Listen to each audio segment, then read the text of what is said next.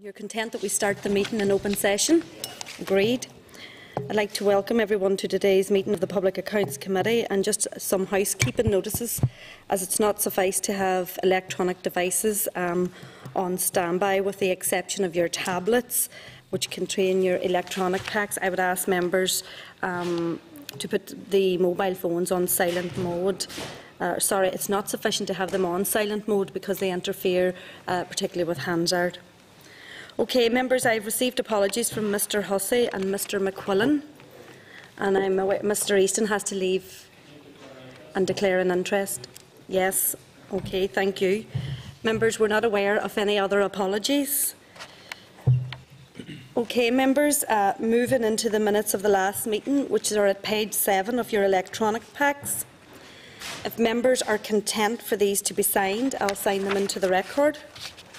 Agreed.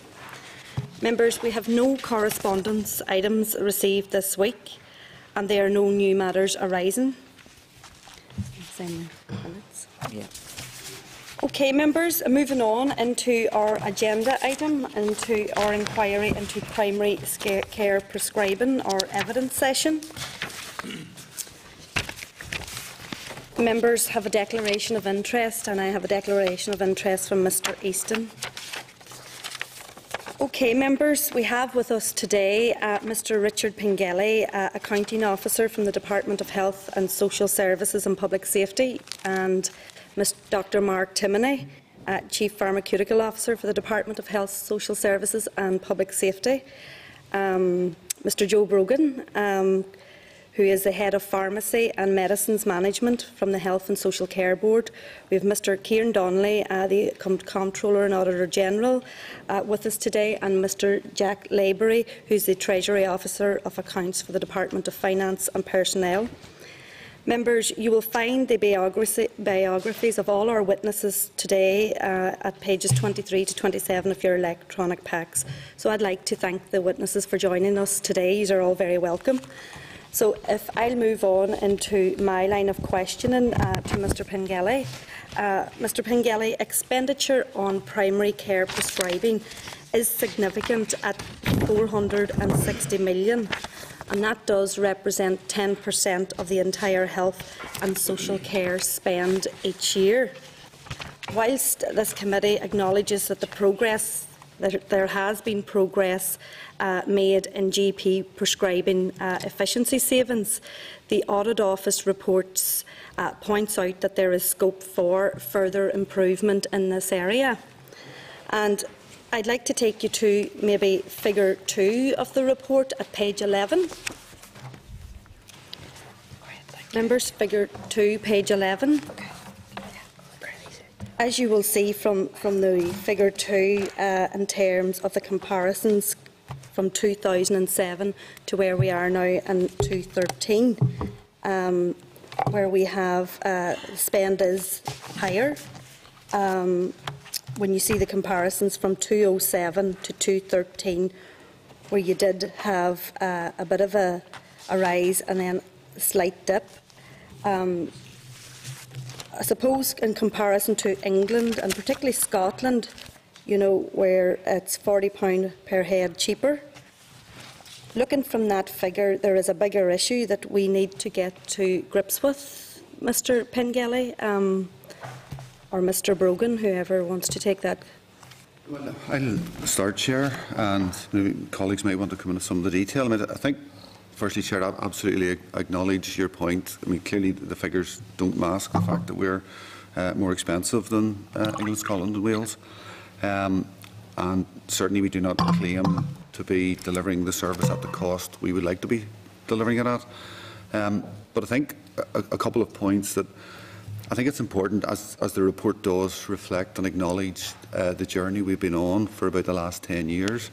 I think we've made very, very significant progress in terms of the brand to generic shift. We've gone from 41% to 71% in 10 years.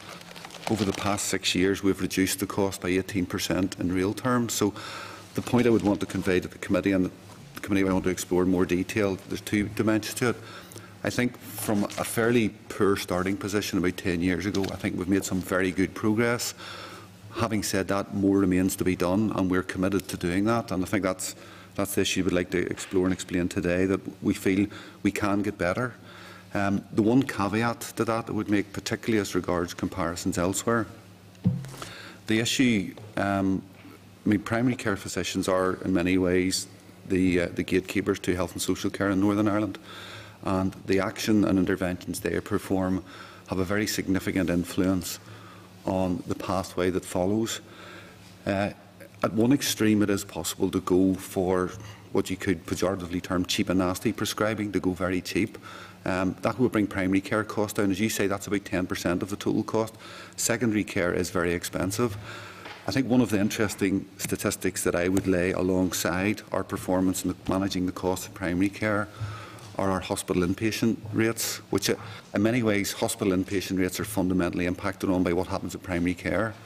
And the Nuffield report earlier this year compared England, Scotland, Wales and Northern Ireland, and of the 4 areas we have the lowest hospital inpatient rates per 1,000 population. Now, I read that as a very strong endorsement of the quality of what is happening in primary care.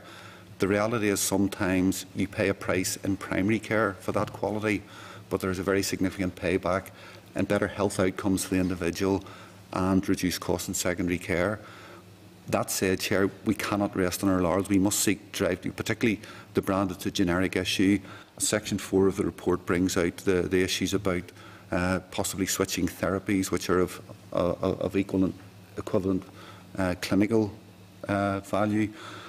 So, in summary, I think we've done well, more to do, and we remain focused on doing that. Maybe if I make just a remark, sorry, Chair, that's okay, Chair. Thank you. About the journey we have been on here. Richard talked about the rise in generic prescribing rates, generic dispensing rates as they were recorded in Northern Ireland for quite some time. This was first brought to our attention back in 2005 when we had a very low generic rate. We have put a number of initiatives in place over that time to focus on the quality and the safety of prescribing in the first instance, rather than looking at the cost first off, because we do believe that engaging with clinicians and in terms of the public understanding that we're looking at transparent and defensible initiatives, that we have cost very important in the agenda, but we're looking for quality and safety to drive the health gain that will deliver those efficiencies out into the programme. So we took a number of approaches across that time. We saw, as we began those approaches, generic rates increasing 4% year on year to the rate that they're currently at 71%. And we note that in terms of cost per head and cost per item, we are now travelling at a faster rate in terms of reducing those costs than some of the other UK countries that we've identified. So there has been a lot of activity. It has been very much focused on patients' needs in all of this, and it has demonstrated some changes in trends that we do feel has resulted in at least 18% reduction in real terms in the cost of medicines for our population in the past 6 to 7 years. With respect, in terms of looking at the quality and safety aspect of prescribing, which is paramount of importance as well, was there not a lost opportunity at that time to be looking at costs? To be looking at costs? Yeah. But I think the point we're making is that you can't separate the two. You must look at cost and quality together. I think one of the mistakes that we would say maybe prior to 2004, now what I would say in retrospective mode is, what I'm told is 2004, we would say a mistake we made was to focus purely on cost and not bring in the qualitative dimension. As against that, I might say, well, prior to 2004, we didn't seem to be terribly good at cost. So I would question just how good we were. Chair, could I come in there in terms of trying to influence GP prescribing? Ultimately, it is the GPs that we have to influence. GPs will have an interaction with a patient. They'll see the patient in front of them, and their focus is how do we get this patient better? Now, cost is not necessarily paramount in their clinical decision making. So, in terms of that influence, we provide guidance which are quality and safety focused, but inevitably they also address the issue of cost. And in that way, in some words, it's a sweeter pill for the GP to take, in that we are not just focusing on a cost argument. We're coming in as an accountant. I am a pharmacist. They will respond to me as a clinician. And if I go to them with an argument about quality and safety, knowing full well that there is also a cost, efficiency at the back of that, they will be much more accepting of that advice. You would agree that they're from switching from generic to less expensive generics, there was room for savings there, if that absolutely, and we accept that. And I think Mr. Pengelly has already mentioned that we've made really good progress. More to do. We continue to work hard in terms of yielding out as much efficiency as we possibly can for the benefit of patients ultimately. Okay, Mr. Girvan. It was the safety aspect, and I'm just eager to find out why, if a drug is the same chemical makeup, the same strength, everything else, there would be a safety issue associated with prescribing a generic drug as opposed to a branded drug. And if it is deemed to be exactly the same chemical, the same strength and everything else in it, why there'd be that safety issue?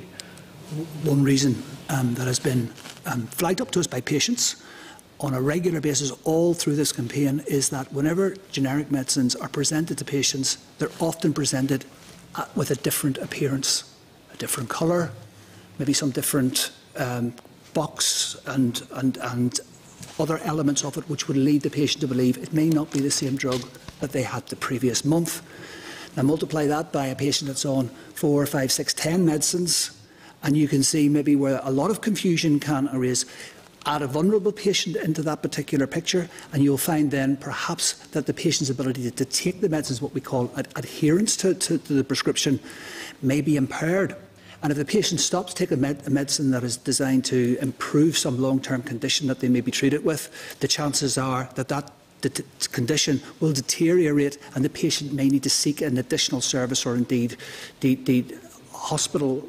Does that not lead back to a point where and the gatekeeper, as being the GP, being responsible for informing a patient at a time, by the way, I'm going to prescribe a certain drug to you. It is different from the previous, does exactly the same job, and I want you to take it. Whether you tell the patient that or whoever administers their drugs, because some people are not even doing that for themselves. Maybe people are on antidepressants and such like, so they might not necessarily be in control of giving themselves the medication.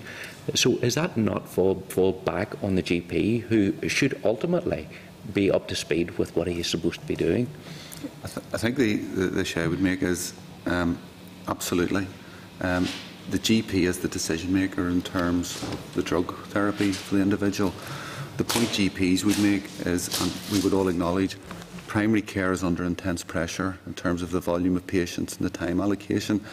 I think human nature, it has to be said at times, when a GP is facing a patient and the patient is particularly uncomfortable with the change in shape or colour of a pill that is chemically identical, the point you make, sometimes GPs feel that they don't have sufficient time to do that. I'm not offering a value judgment whether that's right or wrong. That brings me back to what Mr. Brogan said. The point that Joe is focusing on through the work of the board and the MMAs is that dialogue and education of GPs. Other projects we're doing in terms of educating the public. The point about generic branded, I accept in the vast majority of cases there is zero difference. Now, two experts either side of me, I understand, but the caveat is there are some cases where some particular compounds, the simple fact that the tablet may be a different colour, although the colour itself is absolutely inert and neutral, it can have a reaction with the chemicals which in some patients can make it perform less effectively. And perhaps could I expand a little bit, Chair, in terms of this? I think draw the committee's attention to 4.1 in the report, where it talks a little bit about essentially the two kinds of interventions that we want GPs to make. What various members are talking about here is the straightforward branded medicine to a generic equivalent. And there shouldn't really be any issue in the vast majority of cases. The other element to note, and in part 4.1, the second bullet point, is where we are probably at, because we have expanded mainly our generic prescribing reasonably satisfactorily. We have a few percentage to go, but the other key area in terms of efficiency that we're really going after is shifting the actual drug name itself to a different drug. It's going to be a different drug which is available in generic form, so it's moving from a different drug that is a branded form. It isn't available in the generic, but we're shifting it to an equivalent medicine, does reasonably the same job, but it is generic. That is quite a more difficult engagement for the GP to have with the patient. What we try to do then for the GPs is to provide support information for the patients. We actually talk to the patients themselves, encourage the reception staff to support it, encourage community pharmacists to support that change where it's clinically appropriate to do so. That is the real challenge moving forward. We've kind of cracked the generic dispensing issue. We have a few percentage points to go on that, but it's now moving to focus on branded products that don't have a generic equivalent into a different medicine. Obviously, and Mr Pengelly, you talked about what was going on in 2004. You know, in terms of improvement from 2004, obviously there is a lot of room for improvement. But would you agree that there hasn't been, in terms of that end of things, you know, the disparity between 2004 now is a significant difference in terms of cost per head to other England, Scotland and Wales? There does remain a difference, and it's a gap obviously we would like to eliminate if appropriate. I think the two comments on your point, I genuinely feel that we have performed very well since 2004 in improving what was, particularly as regards the level of generic prescribing, a very poor position. So I think we have done well. Is there room to do more? Absolutely, and we want to drive on and do that. But I think I wouldn't want to undermine the progress that has been made over the last 10 years, Chair. Okay. But as I say, I don't want that to come across as saying we've done a great job and we should sit back and rest on our laurels. Okay, thank you, Mr Pengelly. Mr Girvan, your questions. Okay. I appreciate the end. Within the report, it does state that 73 million, I think was the figure used, could have been saved by GPs if they'd have followed the same line as is used in Wales. And there's times whenever we tend to use regions as comparison, and then there's times whenever we set it aside. It's only whenever it suits us we seem to hang on to it, but that's for another day. Basically, however, in paragraph 4.6 acknowledge that prescribing per head of population is still much higher than it should be, and would you agree that it could be reduced to the 73 million in line with Wales, and how much do you think we can reduce it, and what's the timescale in actually achieving that? The 2 points. Do I believe there is scope for us to reduce our costs closer to the Welsh position? Yeah. Absolutely and unconditionally.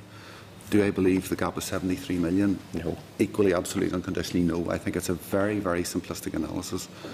There are fundamental structural differences between prescribing in Northern Ireland and Wales, and one of them is acknowledged in the report, the impact that secondary care clinicians have. And typically in Northern Ireland, as you leave hospital, the consultant will give you a note to take to your GP who dispenses your drugs, whereas in Wales they're given to you from the hospital at a cost of secondary care.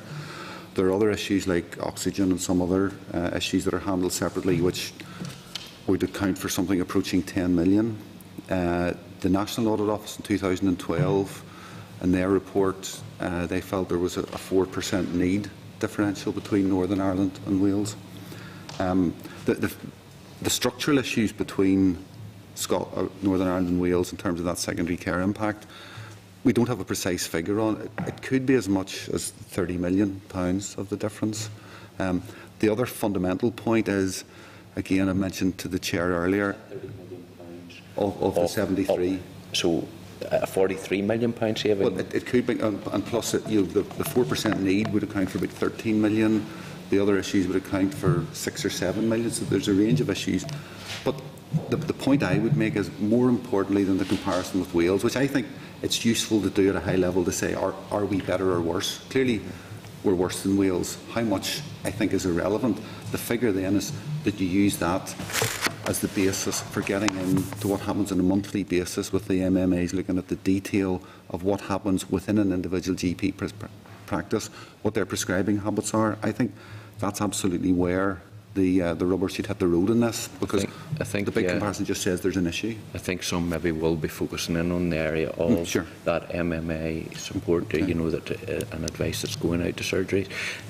But, you know, within... Sorry, the one point, sorry for interrupting, but the big point that I mentioned to the Chair is hospital inpatient admissions, which are a fundamental indicator of quality of primary care. 144 per thousand of population in Wales, 131 per thousand of population in Northern Ireland. That suggests to me that better quality care is taking place in primary care in Northern Ireland than compared to Wales. Now, sometimes that argument fits okay whenever you want to make that case, but then whenever you want to make a case in relation to A&E, and I'm just using that as an example, because those are A&E admissions you're talking about. No, these are hospital inpatient admissions. Inpatient admissions. So that's where, and generally the pathway to an inpatient assessment is a visit to your up? primary care physician, some treatment, and then if that is unsuccessful, you continue the pathway through an inpatient appointment. Would that not bear out then on figure 10 of the report, where we have actually made reference to having an underlying, probably better health than maybe some of those other regions that you're talking about?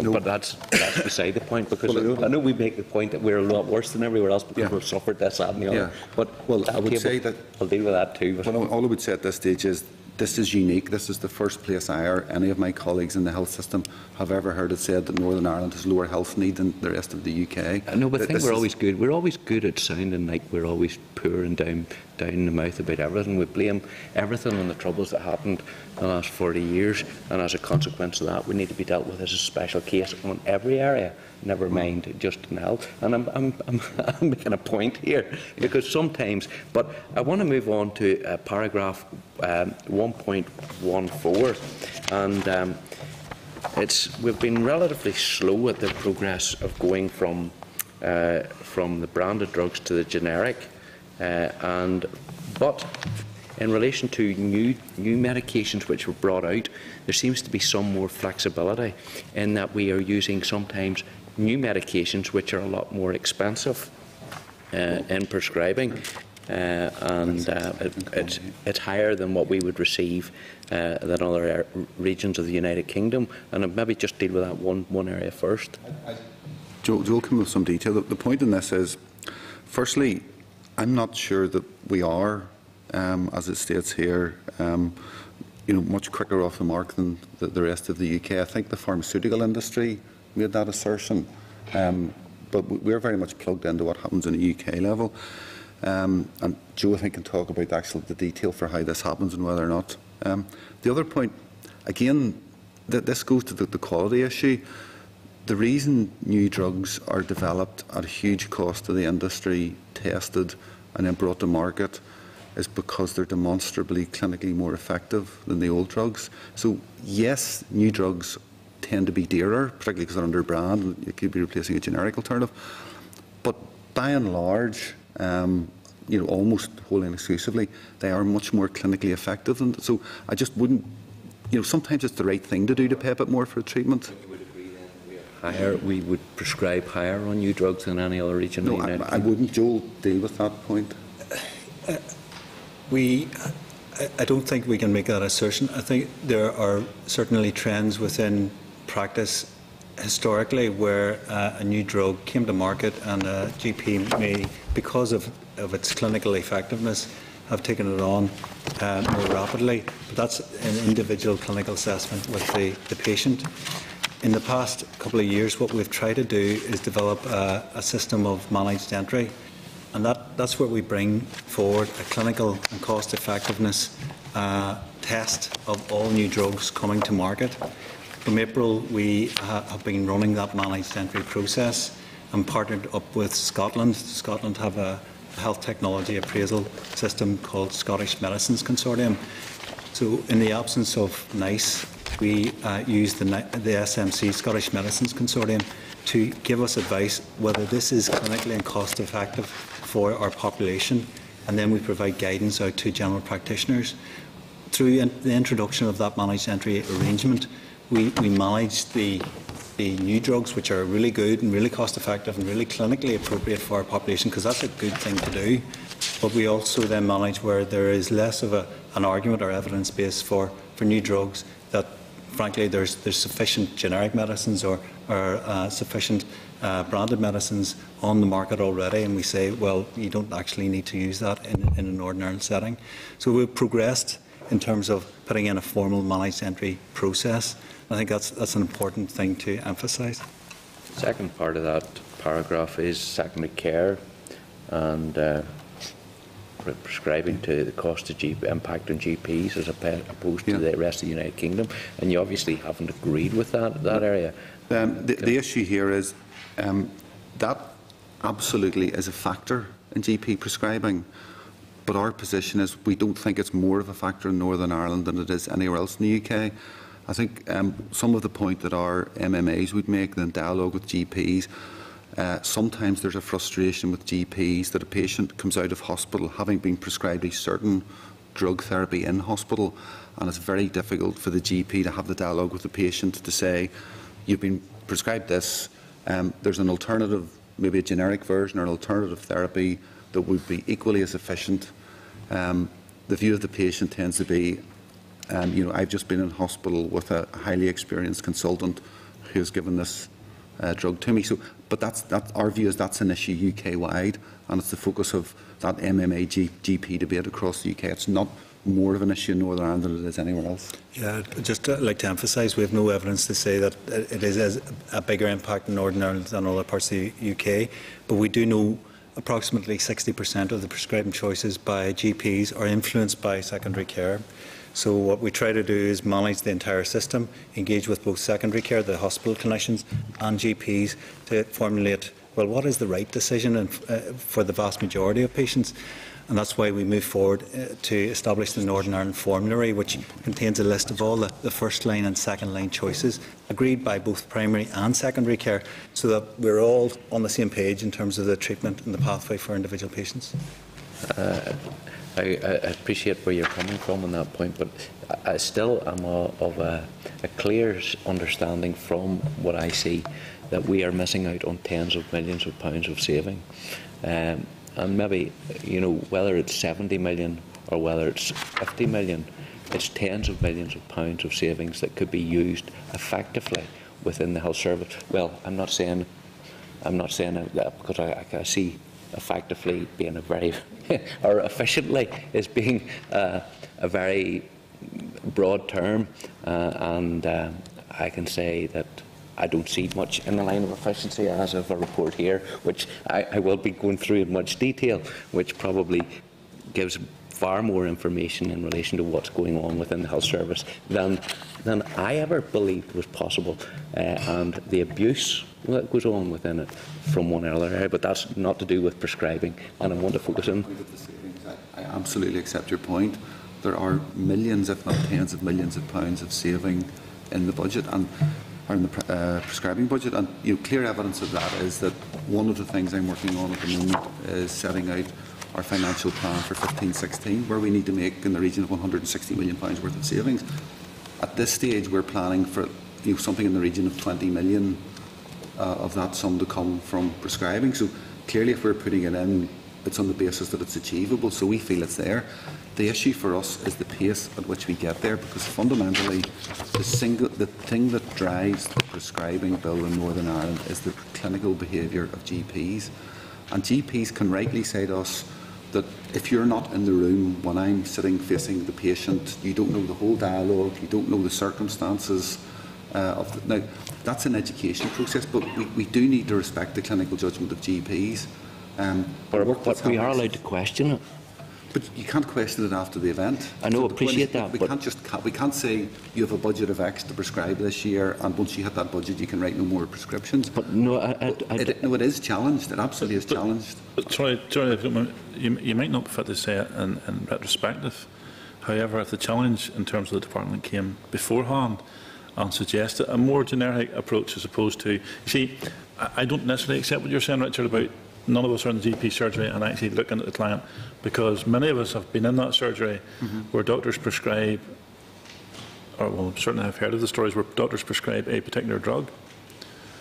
And the chance that they actually have to go back because that one might not work, but that's probably they went for an alternative because there seems to be a direction with GPs that they go for specific drugs first. If they don't work, they go to a different one. So surely if they actually went for the best and most efficient one at the start, they could cut out the other one. So I actually think you have a role. And I know you're new in this post, but I think you have a role to change that culture. And I absolutely accept that point. But the point I would make is that we are discharging that responsibility every month. Now, But how? Well, because the evidence in terms of the financial evidence is not there. But I would say the evidence is there that if we have reduced costs by over 18% in the last 6 years, I think that has to be an indication of some progress. But are we saying, sorry Richard, sorry Chairperson, you don't mind, but are we saying then that GPs in London are different than GPs in Northern Ireland? And in terms of how they treat patients, are we saying that GPs in London, in terms of their prescribing methods, they've got it wrong and the GPs in Northern Ireland have got it right? Because if you do look at the trend in terms of the comparator between the two regions, I mean, where London was at London's at £169 per head of population and Northern Ireland's at 244. So even if you take the 18% away from the 244, it still leaves us somewhat of a catch-up position for London. Well, but I would say there's a whole lot of factors at play. And outside the individual behaviour of GPs, there's the nature of the patient, because patients in different parts, apart from and this touches on our concerns about the co-op data, aside from the particular illness that a patient has, their age, their social and economic background, the level of deprivation in which they have to endure, all those factors influence prescribing behaviour. But the important bit is what we are doing on a daily basis with our MMAs. They're looking every month at the actual prescribing behaviour of GPs. They're looking at their trends, their average cost, they're looking at the percentages of certain types of drug therapies.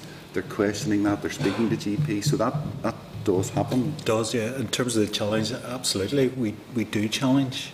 We challenge them on a monthly basis, and we seek explanation where there is variation which is beyond expected norms.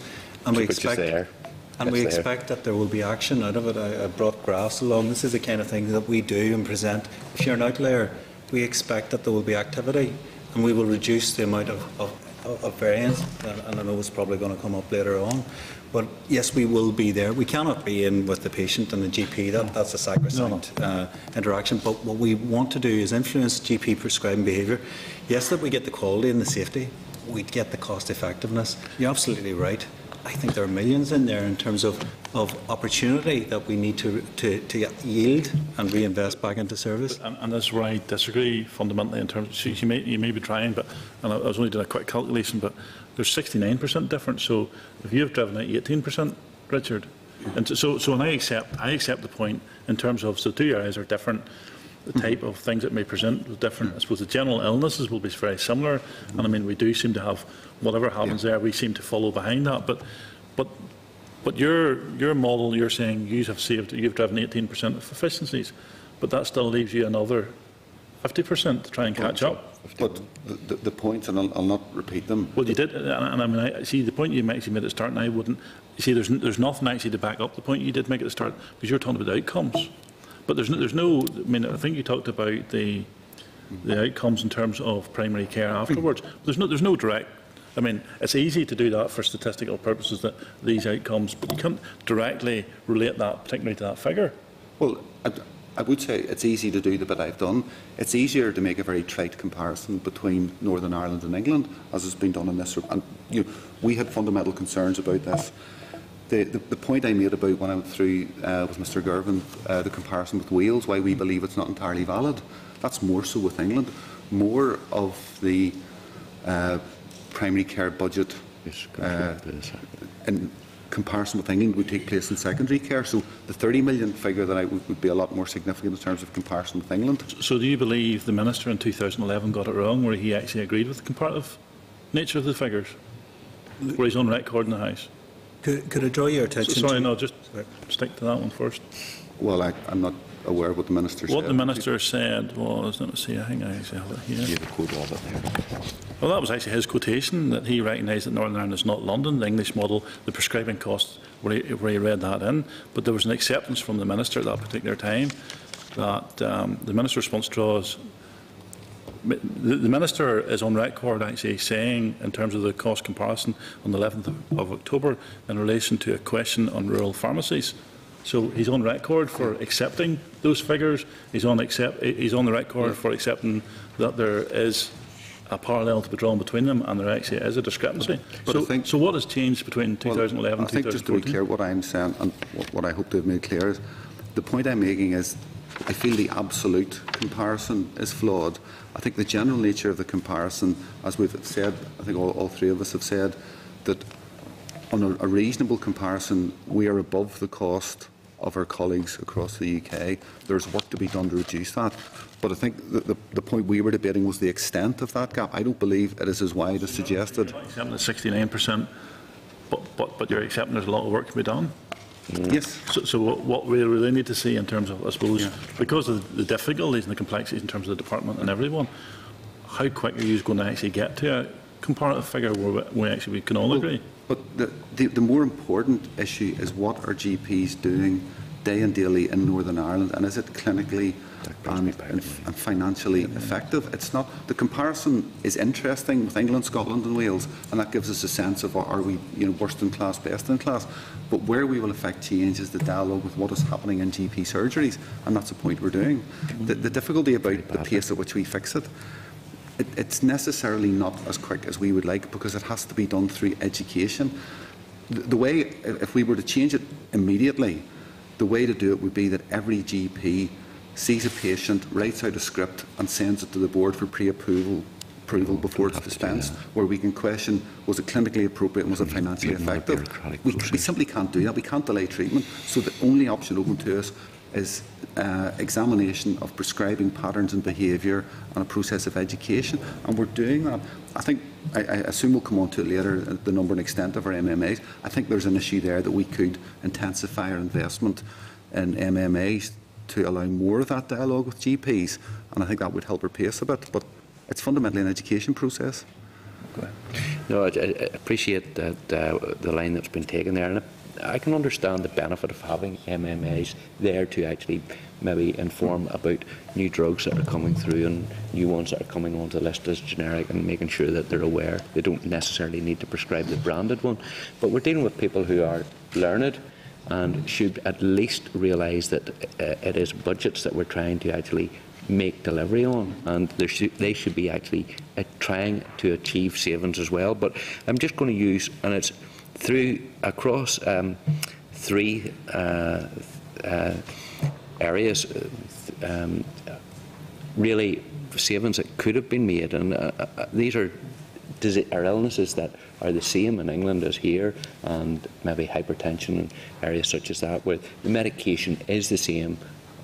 There is generic drugs available, and savings could have been made in the year 2012 of 8.3 million, and this is in figure or part 4 of the report, and 6.5 million in 2013. So there we have a fairly reasonable saving of nearly £15 million that could be made across 3 therapeutic areas. That if a little bit of concentration could have been put on it, they could have realised it. It always leaves it open for people to think, and I'm only just floating this in because it has happened in the past where you've heard about them. Oh, they're away with a pharmaceutical company.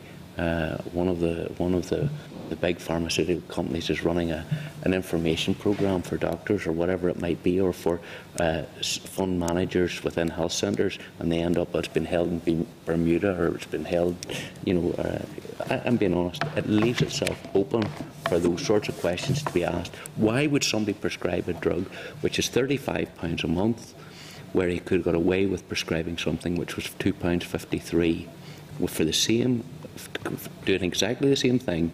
Why would he prescribe that? Is there an alternative? Is there an ulterior motive to some of these guys doing it?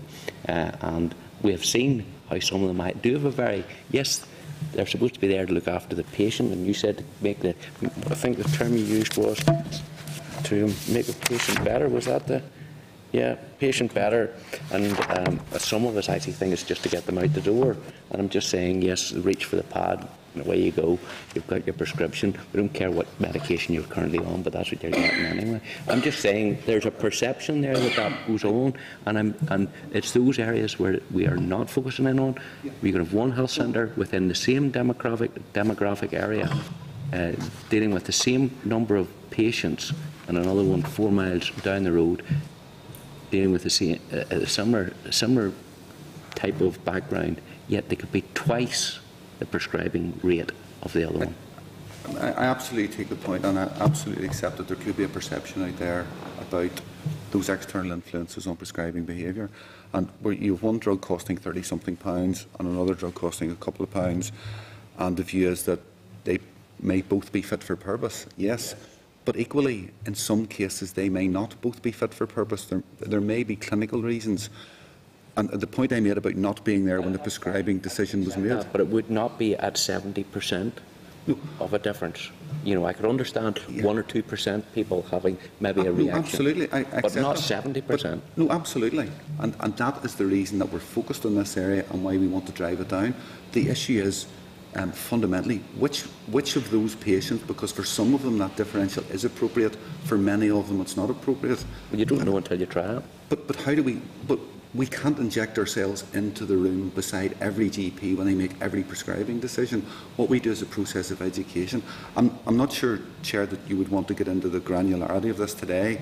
It might be helpful if we produced a note to set out what happens on a monthly basis in terms of the interrogation. That would be helpful. You could send that evidence to us. Yes, we can, and it will illustrate that. You know, we look at practices that are more than 2 standard deviations away from the mean. We look at where there's high percentage of certain types of drug. We look at comparisons with peer, with GPs in the same area, where you assume there's a broadly similar population cohort. So we can set that out, and it gives it a sense of. I'm not taking someone else's area here, but if you look at figure 17, am I covering anybody else's area? If you take that, Richard, why have you not picked up then, in terms of? I mean, it seems to be. I'm not going to try and. Well, I suppose we're going to have to try and pronounce that word. Esomeprazole and omeprazole. Do you want to say that? Yeah. So omeprazole is available generically. Esomeprazole was brought to market and was branded until very recently. Now there is a generic of esomeprazole available. It still is 2 to 3 times more expensive per month than omeprazole. Well, one, just for the record, I think it's worth reading in. Is it? Esomeprazole. Esomeprazole is £17.03, and the other is £2.27. But if you look at the pattern across the UK, it seems our GPs have got carried away with the one at £17 as opposed to the one at £2. So why is that piece of work you're talking about, Richard? Why is that not picking that up? Well, the first thing, could I read into the record? We knew about this long before this chart was produced for this report. So what have you done about it? Well, as I say, it's this is last year's figures, like. Yeah, but it's an ongoing dialogue with GPs. I'm sorry for the opinion. Until we put ourselves beside the GP and said, we're taking your pen off you because you're not writing a script for that drug, they will continue to do it. What we will do is continue to examine their prescribing behaviour, visit them, sit down opposite them, talk about their prescribing patterns, educate them, talk about the difference in the drugs. Just to go over that, esomeprazole and omeprazole, that is one project area that we've been working at for the past 3-4 years. You will say, well, why have you not delivered it?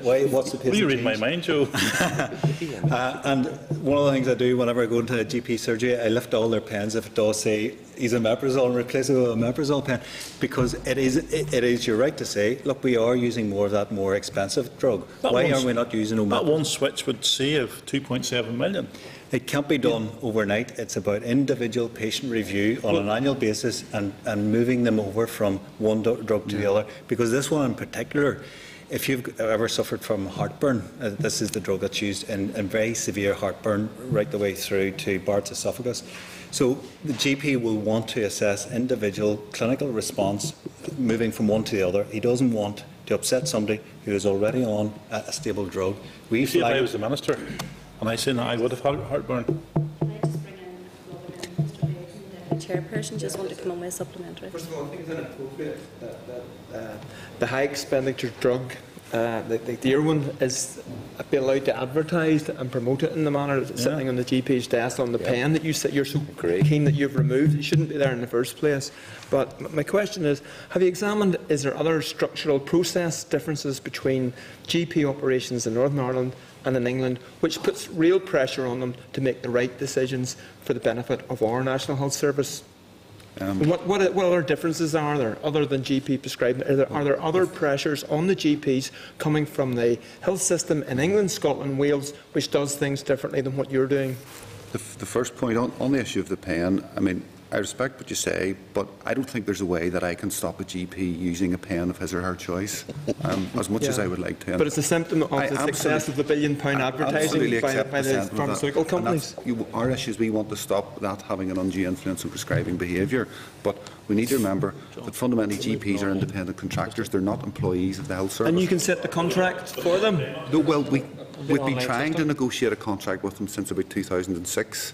And I think it's a point we'll explore later. But can we go back? It's not something I'm comfortable with. Can we deal with the issue of the process? Is there different processes and different pressures coming from the health service in England, in Scotland and in Wales, which is getting a different result than what we're getting? Either Joe or Mark will say something in the detail. The fundamental answer to your point is no. These are GPs that are licensed to operate on a UK basis. We, by and large, have the same set of clinical prescribing tools. They operate within the BMA with guidance, with NICE guidance. And have you asked your English colleagues why we're getting a different result than is happening in England, in Scotland and in Wales? On an ongoing basis. But as I say, we need to. What we need to do is we have those conversations on a regular basis, and Joe and Mark will say a bit more about it. But where we need to focus our energy and attention is what our GPs are doing to making sure they're making the right clinical and financial decisions about prescribing patterns. But when they're not, we educate them and we highlight the differences and we push them. We cannot direct the GP how to prescribe. I cannot say to the GP, I don't like the drug you've prescribed. So the drug, so we've got England, Scotland and Wales who definitely seem to be getting the message here in terms of the cost of the two drugs. And there's a big switch, particularly Wales have done exceptionally well, albeit they're using it to a minor. Both the other three regions are using it to a lesser degree. You're the paymaster here, Richard. Can you not say then, can you not take that as one example, where one drug's £17 the equivalent at £2.27, can you not say, we're taking that off the list, we're not going to fund that particular drug anymore? Well, no's the short answer, Joel. I'll take the long version as well in a minute for why, because I think that's obviously... Joel will expand on that. We cannot say no currently. We cannot say no to esomeprazole. The branded form of that is Nexium, because it is clinically available, it's licensed. We would have to go through a particular process to... It actually is come back, and it is appropriate in a small proportion of cases. You'll see that it's being used in a percentage of patients throughout the UK. So, would you want us to say no? And people with extreme disease, such as Barrett's esophagus, as pre-cancerous condition, would we wish to go down that route? I would argue probably not, because that's not clinically appropriate. So we have to influence what is clinically appropriate. Could I come back to Mr. Beggs in terms of what are the structural differences? In terms of the contract, it is the same GMS contract, same GP contract across the 4 nations. So the levers that are available in other parts of the UK are available to us in Northern Ireland. You will argue, well, why aren't we doing the same as other parts of the UK, except the point we haven't done as well as other parts of the UK, but we have made good progress over the past number of years to set that right. If you come back to that graph in figure 16, looking at the 414, that's the 414 head of population for those group of medicines. Compare that with Scotland, it's now 385. So the difference between our populations, if you want to go down that route in terms of comparing populations, which is arguable anyway, we're starting to make to actually deliver here in terms of the efficiencies through the work of my staff, who've been absolutely brilliant. Because you look at that graph a different way and say the population in each of these other regions are much higher, so the efficiencies should be greater. I think the cost per drug per patient will be the cost per patient regardless of population size. Yeah, but the higher percentage of numbers, should it actually affect that figure as well, does it No, not? because it's the cost of the drug. So there's the unit cost of the drug by how many patients are on it. So Yeah. Figure 17. Might go to a different figure. Figure 17 is quite stark, as has been highlighted by Trevor. yeah, figure 17 absolutely underpins the point that we have still some distance to travel to get to the place we want to be. I think the issue that we're debating, and the understandable frustration of the members, is the pace at which we get, because we're not saying we're in a perfect place. What I'm saying is that beyond the work, the approach we're doing of routinely, regularly and ruthlessly monitoring GP prescribing, educating, talking to, highlighting differences, I can't envisage what else we could do at this stage. If I just might say, Chair, that we have talked in this conversation about the need to be in the room, need to be present at the point where the clinical decision is reached. And it might be suggested that we need to build on that capacity and going forward, that we need to have the medication review that has been discussed in this debate up to this point more frequently delivered at the patients who are being retained on these medicines, to determine whether these medicines are still clinical and cost-effective for their condition. And that may be the... Pardon me? You were telling us, Richard, that you knew about this before the Audit Office brought it to your attention. Would you have done any work and analysis in this in terms of this actually particular areas? So it's like everything, if a handful of GP surgeries are making up the highest percentage of that, so is there a problem, seeing as you're familiar with this, is there a problem? You'll have looked at this in detail. Yeah. Is there a geographical problem in Northern Ireland on top of that? There will be a detailed analysis of this by each of the 351 GP practices in Northern Ireland. So we know who the offenders are? Yes. Yeah. So then, Joe, so we actually now know who the offenders are. So this picture is not as stark because I assume there's a minority of cases. Sorry, just to be clear, we know where the high prescribing costs are. We don't know where the offenders are because some high prescribing is clinically justified. Sorry, my GP colleagues wouldn't forgive me if I didn't. Right. I'm sure they'll talk about offenders, but you do know who are making those savings in this area. You are well aware of Dr. Brendan O'Hare and my own constituency and the savings that he has made. Have you talked to him? How he does it? Certainly, yes. I know Brendan, I know the practice very well. I was their first prescribing advisor in 1996. So I hope some of my influence has been brought to bear within that practice. But Brendan has made significant inroads in 2011 and 12. But if Brendan, and forgive me if I'm speaking for Brendan, I know what he would say, it's an ongoing issue. Brendan's practice, practice 616, I know the numbers off the top of my head. They had higher costs, they had a particular higher need. It's a rural population, Castledare and beyond. But they made significant efficiencies, but in certain areas they have slipped and they know that they need to continue to work at it. It's an ongoing issue. And our Medicines Management Advisor goes in every couple of months and says, look, Brendan, we need to do this and this. And one of the drugs that's actually listed in this report, rosuvastatin, that's a target for that particular practice. So they will know that, and they work very closely with our medicines management advisors, identify what do we need to address, and then let's move it on. But so remembering at the end of it all, he is a GP that there's a work in progress. He has identified savings and he's made that initial move to make those savings. I mean, wouldn't it be excellent if all our surgeries were doing the same? He's not my doctor. Which brings me on, I suppose, before I let in the Deputy Chairperson, who's anxiously waiting to get in, Mr. Brogan. On paragraph 313, you recognise that the medicine management advisors, for anyone listening in, it's MMAs, play a central part in influencing the prescribing behaviour of the GPs. Given the importance of their role, it is surprising that proportionately there are considerably less MMAs in post than in Scotland. Would you accept that the level of MMAs here is too low, with 1 per 130,000 of the population compared with up to 6 per 100,000 of the population in Scotland? What assurances do you have that the number of MMAs that we have in place here is appropriate? The report describes how we deploy MMAs. We have roughly 25 practices per MMA. and they go to each general practice on an ongoing basis, provide the information, really detailed information, look at the outlying behaviour, identify how we address that, develop action plans.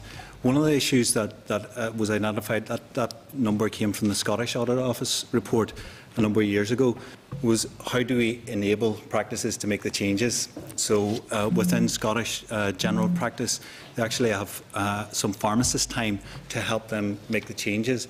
And one of the things we're keen to explore with GPs is commissioning additional prescribing support through pharmacists actually embedded within practice.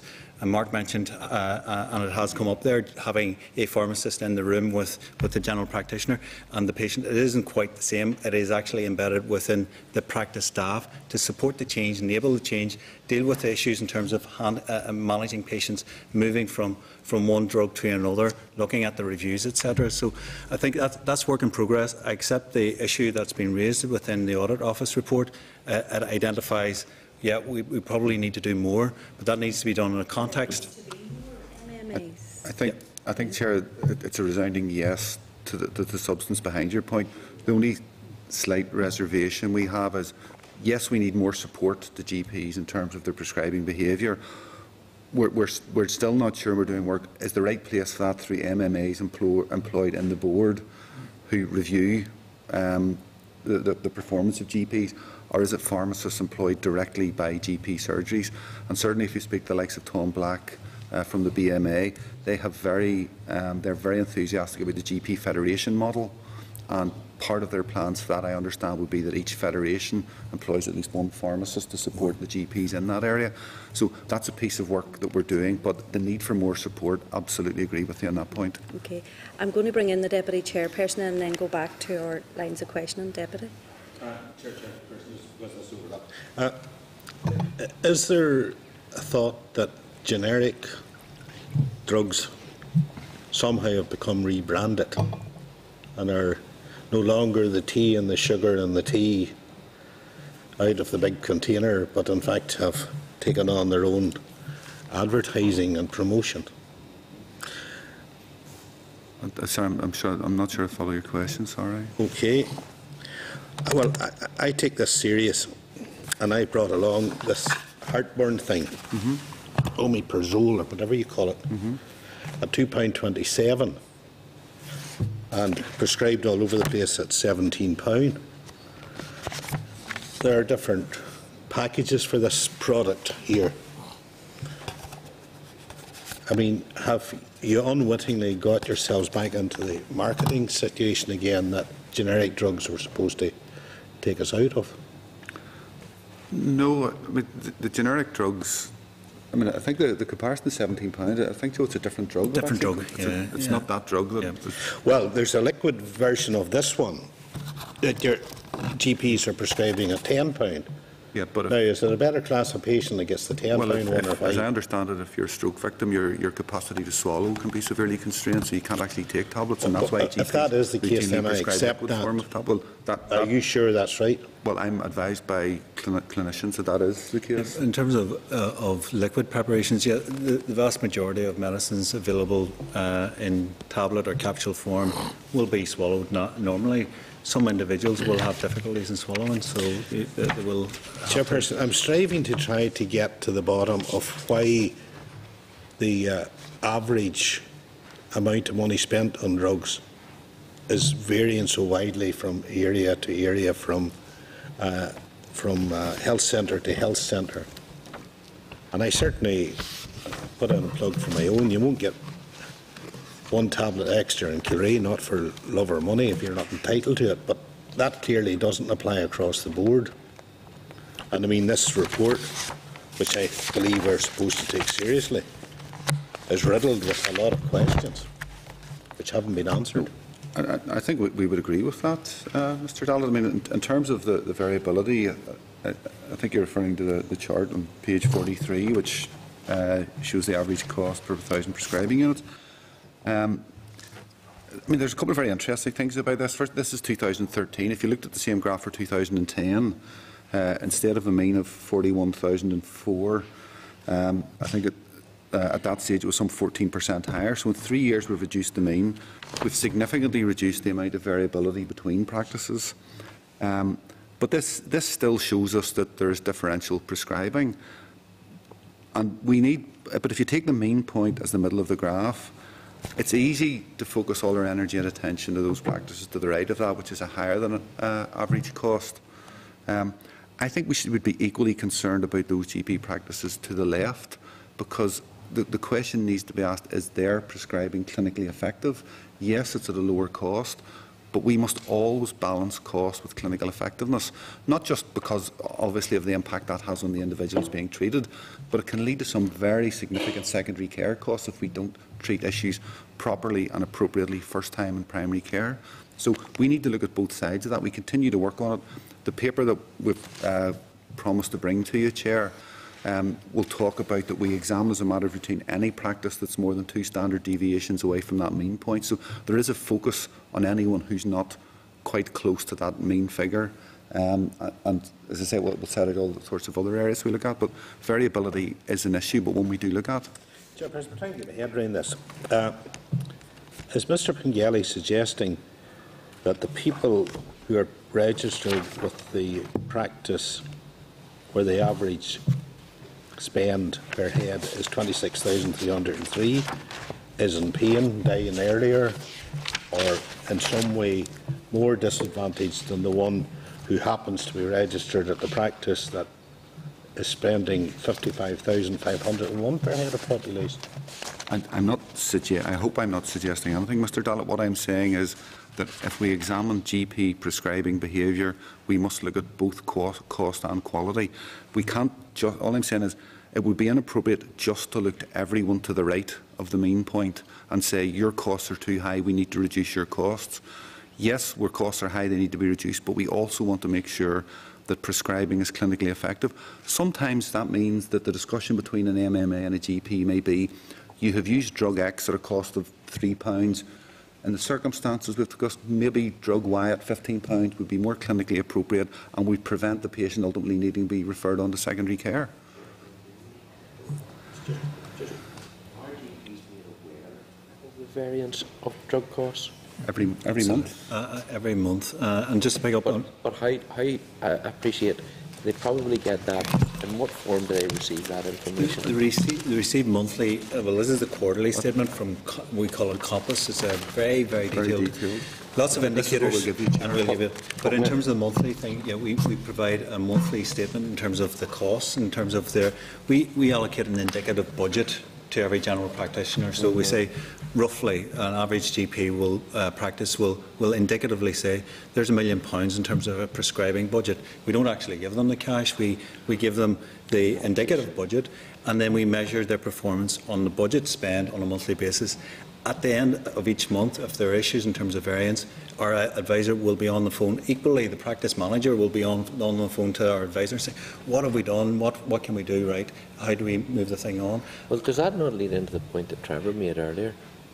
And that's where you go in and you have a chest problem, okay, and the first drug, the first prescription they reach for and they hand you out is, oh, he's getting amoxicillin, and they give you a certain strength of amoxicillin. You take that course, you finish it, you go back in a week's time, your chest has not moved, and all of a sudden they say, well, triglycycline, that's what we're going to, fairly strong. We're going to put you on that as a second prescription. So you end up taking that, and that has cost twice. Whereas had they went in and knocked it first with a proper good strong antibiotic, because if it is a fairly bad chest infection, and as the doctor maybe says, sounded your chest, you've got a very nasty infection there. You need to get that dealt with. And he prescribes amoxicillin, which is probably half the drugs that are half the infections out there are immune to it because it's been prescribed that much. But that's fundamentally an issue of clinical quality of the behaviour of the GP. It's not an issue about how we control the prescribing budget. At the end of the day, that comes back to the manager. But we dispense the cost of drugs prescribed by general practitioners based on their experience and clinical judgment. How many GPs read that? By education. Sorry? Many GPs actually read that issue about the cost of the drug to them. Every general practitioner will be expected to read and acknowledge the Compass report, because on an annual basis we meet with the general practitioners and go through the Compass report in detail. Coming back to your example, and I can't help myself. You mentioned amoxicillin. We would be saying amoxicillin is the generic, and that's the one you would go for first line if it was clinically appropriate. In Northern Ireland, in parts of Northern Ireland, in Castledorig, for instance, and not again deriding Castledorig, but the antibiotic prescribing frequency in Castledorig is somewhat higher. And we would be saying, if I was going to Brendan O'Hara, I'd be saying, look, a healthy adult with a chest infection, you leave alone. You give them advice, come back if it's clinically significant, then it would be amoxicillin, and then leave alone, and then perhaps another one. But there is a stepwise progression, and there is clinical guidelines that we produce and support and give advice to general practitioners. And in terms of antibiotics, we give lots of advice in terms of information for patients in terms of looking after themselves before, and avoiding the need around antibiotics, because that's a wider issue in terms of antibiotic resistance. Immunity. So there are regional guidelines for antibiotic prescribing, and then there is the report to indicate how well that practice is identified, and the indicators in that practice have been agreed with the BMA as indicators of good or poor prescribing or necessary volume. Amongst yourselves about the scores on the doors. I mean, you know, in terms of the council do it with the health rating, you know, with takeaways and things, and it would be in GP's best interest to have that on their doors, that they are a practice that, you know, are very high in efficiencies in terms of what they're actually prescribing. So, well, would patients naturally gravitate towards more expensive GP? I don't know. I don't know. I don't think so. I'm not the expert, but I certainly would like to think that, you know. I think certainly if we could come up with a score like the council score for the catering establishments that combine cost and quality, I think we would certainly be very comfortable with putting that into the public domain. And certainly we do put all the information around prescribing by general practitioner onto the Business Services Organisation website, so it is available. It is a lot of data to work through, but it is important that we put that out there. There is, and I know Mr Girvan alluded to it earlier, I know in the public domain there's that whether it's myth or fact, I don't know, that the GPs have maybe some allegiances to some pharmaceutical companies, and, you know, that would help dispel those myths. Trevor, you wanted a supplementary, and then I'm going back to your line of questioning. You know, in terms of the trend, and if I look at page 16 again, I'm not trying to trump in the bush, but is part of the problem, Richard, the very fact that we've got free prescriptions? Because I mean, there's obviously a cost to free prescriptions as well, and I mean, will people be going now? Well, I think. So is it the prescription, or is it actually handing in the prescriptions of the cost? I mean, the interesting point is in Wales there's a higher number of prescription items per person than in Northern Ireland. Right, the cost there. I think there's a chart in that shows that. Since the introduction of free prescriptions in Northern Ireland, our volume has gone up by 5%, but our cost has come down 7%. Right, okay, that's curious. So I think if we look at it, we can't attribute our position. And I think even if you look at the trend, I mean, England is the only part of the UK now that continues with prescription charges. There's no fundamental difference in terms of patterns between England, Scotland, Wales and Northern Ireland in terms of trend lines. Just curious when we were thinking in terms of the cost and the patterns of prescribing. Okay, moving on, I'm just conscious of the time. With Mr Flanagan, you're next. Are you content? Your questions have been asked. All right, I thought we were still on Trevor here. I didn't think we'd even started his questions. I filtered mine in, Paul. See that? That's good teamwork. With reference to paragraph 4.8, when you take account of population factors such as age and social deprivation, the data on patient units shows a wide range of variation in the costs of different practice, as we've alluded to. And the Audit Office used your information to estimate the scope for generating savings. And in paragraph 4.11, they've calculated that 54 million could be saved. At 4.10 of the report, it says that patient units normally normalise prescribing data to enable a more balanced comparison within prescribing. Could you outline what NIPUs are and what they can be used for, given that you appear to disagree with their use in this context, in your response to the report? To be clear, I don't disagree with the use of PUs for this important analysis. The bit I'm uncomfortable with is basically saying that in any data series where points run from low to high, if you strike the arithmetical average and if everyone above it constrained themselves to the average, you would save money. To me, that's a statement of mathematics rather than an evidence-based statement about how we affect savings in the prescribing budget. And my issue is, if you do that once, your average moves down, so you continue to do it because everything will then tend to zero. The logical consequence of that argument is that prescribing costs should be zero. In terms of, the prescribing unit use of that, which we don't disagree with, I think it's a very useful piece of analysis. Prescribing units, rather than just going a pure per capita basis. Yeah, oh yes, I'm an accountant. Sorry. It's basically recognising that different cohorts of the population require differential levels of prescribing, the very young, the very elderly. So it's trying to give a weighted adjustment. That's right. We can get a much more sophisticated explanation, but it's basically trying to reflect the prescribing needs of the population rather than just a numbers game. For example, an individual over 65 will be expected to consume a considerable amount of more medicines than somebody under 65. So there's an age-sex curve. As you go older, you will consume more medicines, and depending upon the sexes, and I'll forgive me, the female population use more medicines at a younger age group than males. Then they gradually catch up. Younger, well, there's a 10-year kind of differential you'll see in the age-sex curve, and we can provide that to the committee in terms of females as they grow older. Once they hit 35, 40, they start to use more medicines than male. But then the males catch up after about 10 years. An awful lot, you know? Sorry? At that stage of life, some of them women have been through an awful lot. Okay.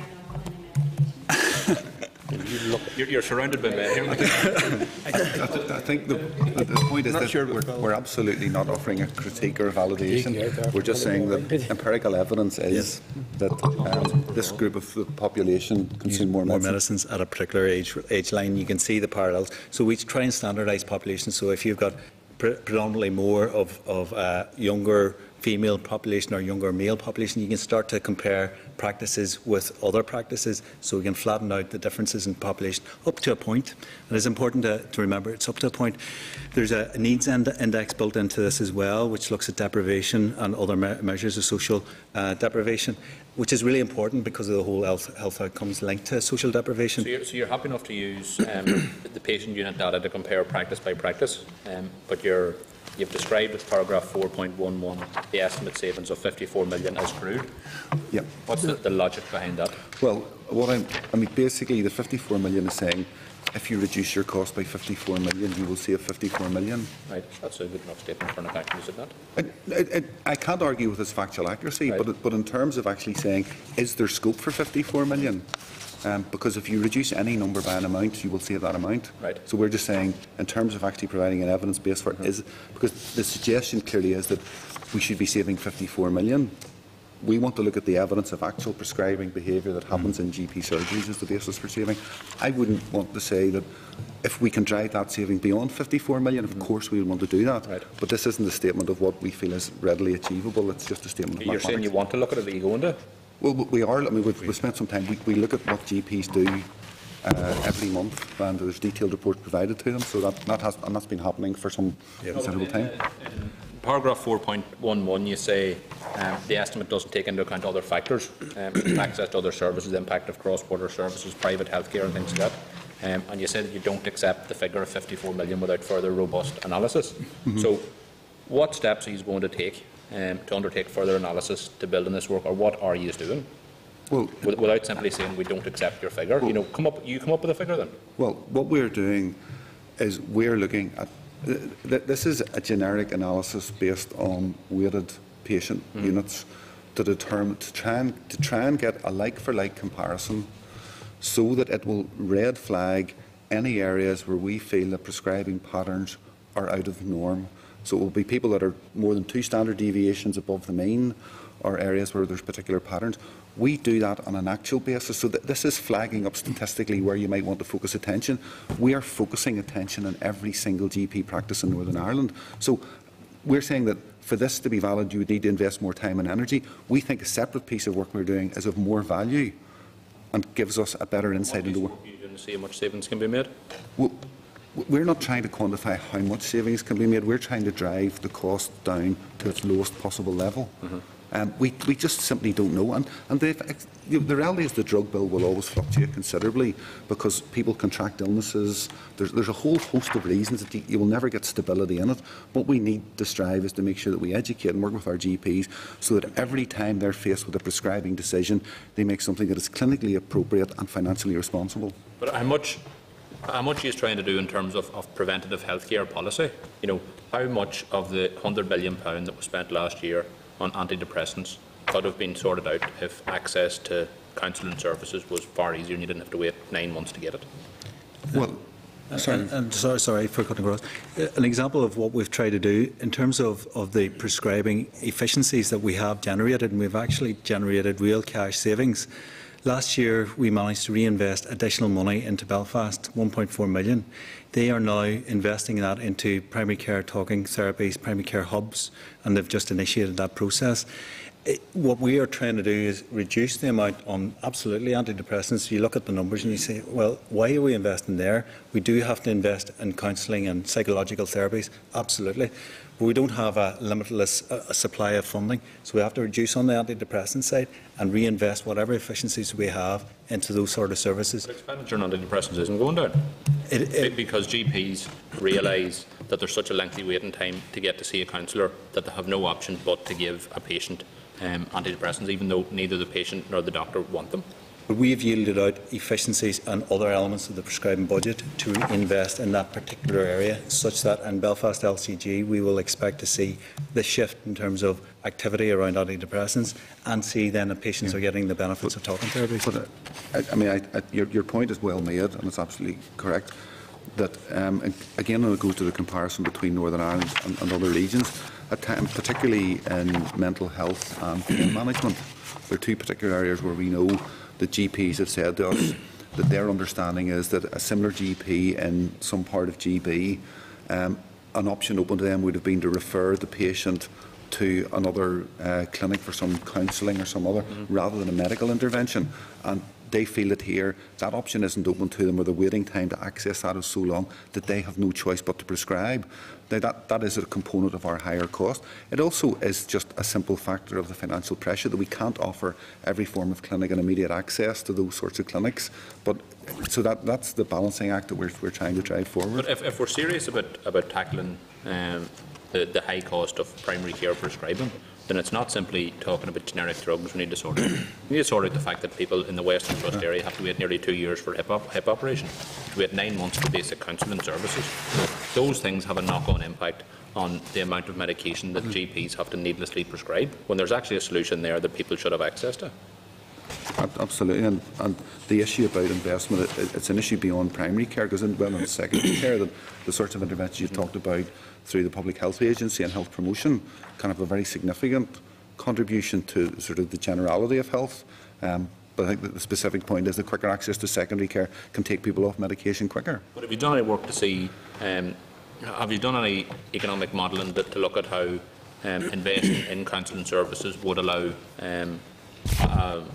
a knock-on impact on reduced expenditure on antidepressants? Yeah, we have, as part of that Belfast LCG model, they have developed a business case to reinvest the funding into psychological therapies. You've expended 1.4 million, I think you said, on counselling services and things like that. Yep. How much is that going to save on antidepressant prescribing? I couldn't give you the figure. We'd have to get the business case. But there is a figure? There is an estimate in terms of the impact, and that takes 4 or 5 years to run through, but we can certainly get that information for you.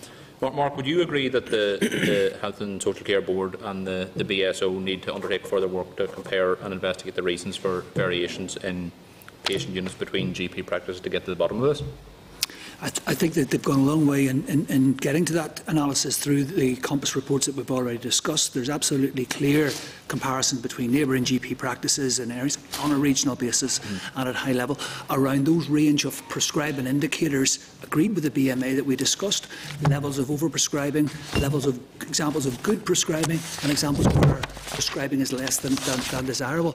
So there's been a lot of work done there. It's around now ensuring that the right appropriate clinical choices are made in terms of ensuring the patients are addressed about the current prescription and how they can get the best treatment available to them with cost effectively on the basis of that analysis for an individual practice in its population. But in terms of the further work that needs to be done, because we're here making sure that public money is being spent wisely. Yeah. Are you confident that there are no GPs that are compromised with their links with some pharmaceutical companies, or are you still fearful that that exists? There are rules of engagement. The industry has come a long way in terms of its responsible promotion of its material. I don't think the risk is as high now as it was 10 years ago, but it is a fact that the industry do deploy quite a lot of their resource in terms of marketing, and that is bound to pick up an influence. Our medicines management advisors tell us that influence is there, but with our formulary and our NICE guidance and our various other pieces of guidance, there is absolutely ample evidence to counterbalance erroneous influence. And how compliant are those in the primary care sector now with the formulary list? The compliance is at 83% across the board. So how's that compared with previous years? Is it increasing?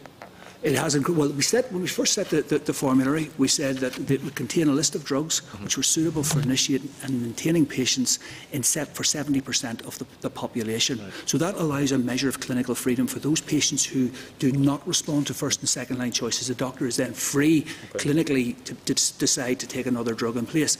So 70% was what we felt would be afford that margin of clinical freedom. But when actually we analyse the implementation of the strategy, it tells us that 83% are compliant with those first and second line choices. And have you any idea how that compares with secondary care prescribing? Secondary care patients are of a different nature. They probably find themselves in secondary care because the first and second choices afforded to manage their condition have maybe in some cases not worked. So although the same formulary applies and the same list of drugs apply, the compliance with that may be somewhat less. But we do address that formulary with secondary care clinicians and ensure that they're attentive to it. Is the figure lower, or you don't know? I haven't seen analysis of the secondary care. Richard, I want to draw your attention to the PADU review that took place in December 2011. You'll be well aware of that. And it critically assessed the plans of the Department of Health to deliver savings, drawing on the findings from the McKinsey and the Appleby reviews, as well as the application of best practice from Britain. And this review acknowledged the McKinsey calculation on prescription and prescribing savings. And Michaela's already calculated there's about a 40% gap in costs between here and in England. And it's my understanding that the PADU review concluded that there may need to be a mandatory approach to prescribing protocols and generic prescribing if the overall cost with England doesn't narrow. What steps do you intend taking to meet the expectations set by PADU now that you're in this role compared to your previous one? I think, firstly, in terms of context, the PADU report which reviewed the McKinsey work, McKinsey, I think, identified potential savings in primary care prescribing of between 148 and 177 million if Northern Ireland was able to move to the top-of-class English performance. I think that was a valid approach for the McKinsey review, which was trying to set an aspirational target to save money in Northern Ireland.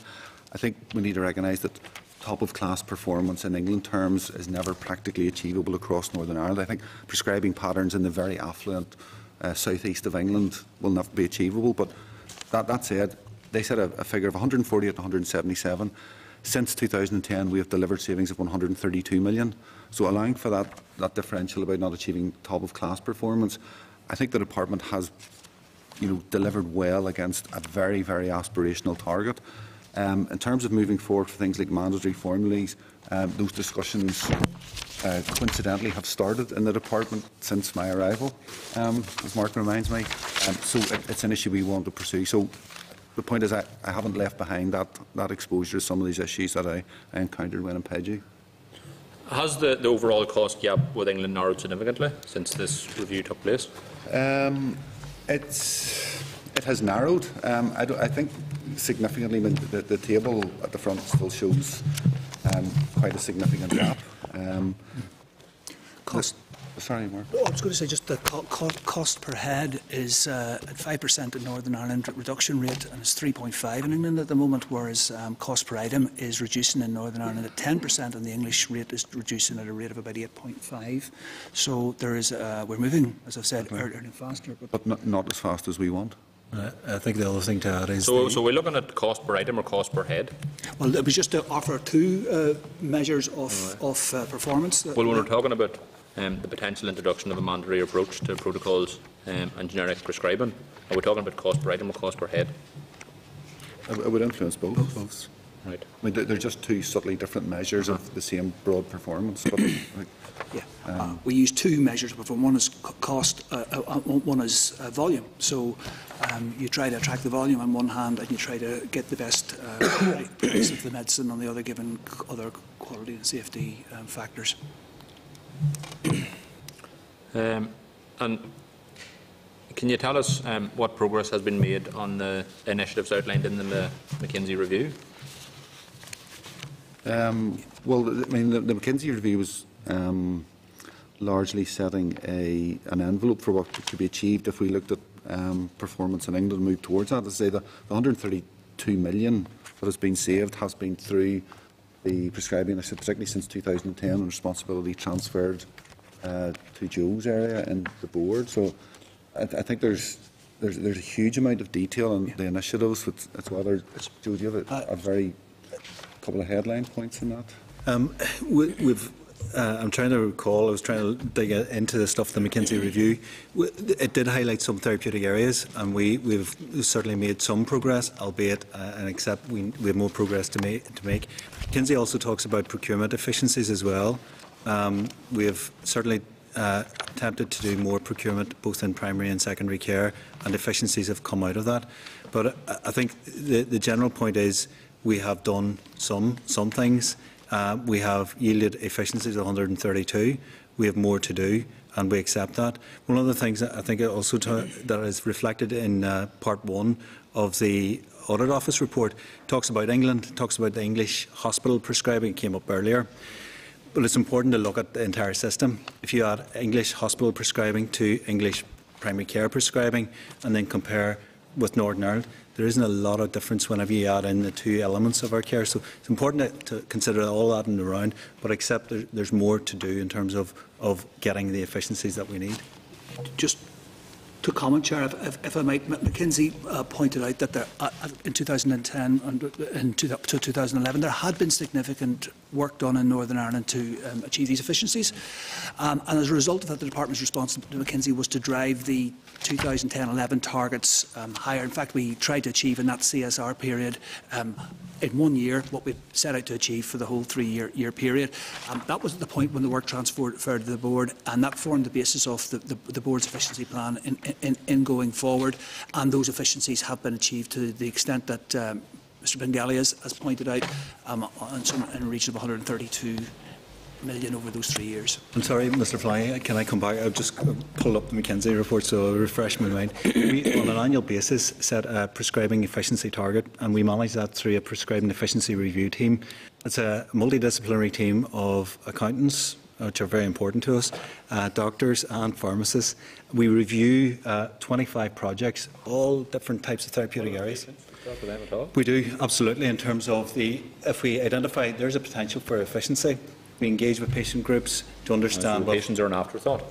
No. Well, firstly, we have to scope up what is potential, and then as we develop our plans, we will engage with patients to understand, well, is this a reasonable thing to go down, and how would we manage that, fully aware of the changes that we would be expecting to make with patients. Mark, my final question is for you, and it's in this whole drive for value for money and efficiency through the prescribing of generic medication. I'm concerned that one of the results of that is that when people that are being prescribed regularly antidepressant medication, they go into the doctor for a repeat prescription, and they go to the chemist or the pharmacist to pick up the medication, and every time they go in, they're given a different brand of generic medication, and the side effects of that change every time, which means that you have somebody with mental health problems, with suicidal ideations, that are being given a different type of medication with maybe different coating on it, which causes different side effects every month or every time they get a new prescription. So, and as part of the drive to save money, what are you actually doing to ensure that patients aren't being negatively impacted because of the change in medication they're being given? We recognise that medicines optimisation is key to the work that we will do over the next number of years, and that's why we're putting in place a medicines optimisation quality framework that will be launching at the start of the new year, which looks at the patient experience in terms of their medicines review, addresses quality, addresses safety, and addresses the patient experience. Now, what we want in terms of do is make more use of our clinical skills that our pharmacists possess, and the time and they take when they're dispensing that to reassure patients that the drug is equivalent. However, when the patient maybe experience a problem with the drug, that they are able to come back and discuss those side effects with them, so that there is no detrimental effect. Prescribing medication that is the exact same as a branded product, why does the same pharmacy give out a different brand of unbranded medication every time? Because that is how they procure medicines. They're free to procure medicines from whatever. So, well, it makes sense. The alternative is that we only prescribe branded medicine and we quadruple our cost. No, the alternative is that a pharmacist has an agreement that they keep the same brand of non-branded medication. I think particularly for antidepressants and people that have suicidal ideation. I think the point, Mark, is the whole concept behind the move from branded to generic, and I think the point was made earlier by at least one or two members, that chemically branded and generic drugs are identical. We acknowledge that in some very limited cases there can be a limited therapeutic index which can cause difficulty, but the whole concept is the same. So let the market deliver generic drugs at the cheapest possible cost, so that the chemical compound is being delivered in an effective but financially responsible way. If we were to turn that on its head and say, no, instead of letting lowest price determine an identical compound, that's doable. It will drive significant cost growth, and I suspect for pretty limited clinical effectiveness. The issues about making sure that people put their hand up, one of the points we make and one of the reasons we give separate money to pharmacists is people should acknowledge that your pharmacist is an expert source of advice available to you. Richard, it's too late for people to put their hands up to the bed because their antidepressant has been changed repeatedly every single month, and they've gone through the side effects every month, and they can't cope and they kill themselves. That's what's going on. I don't know whether you're aware of it or not, but that's actually what's happening with generic antidepressants, because people's medications are being changed every month. Well, we obviously don't know the detail of individual cases, but what I've heard from professionals is that the instances where different types of a generic formulation would have a meaningful impact are exceptionally limited. And I think if there are instances, we would certainly be interested to follow up on those.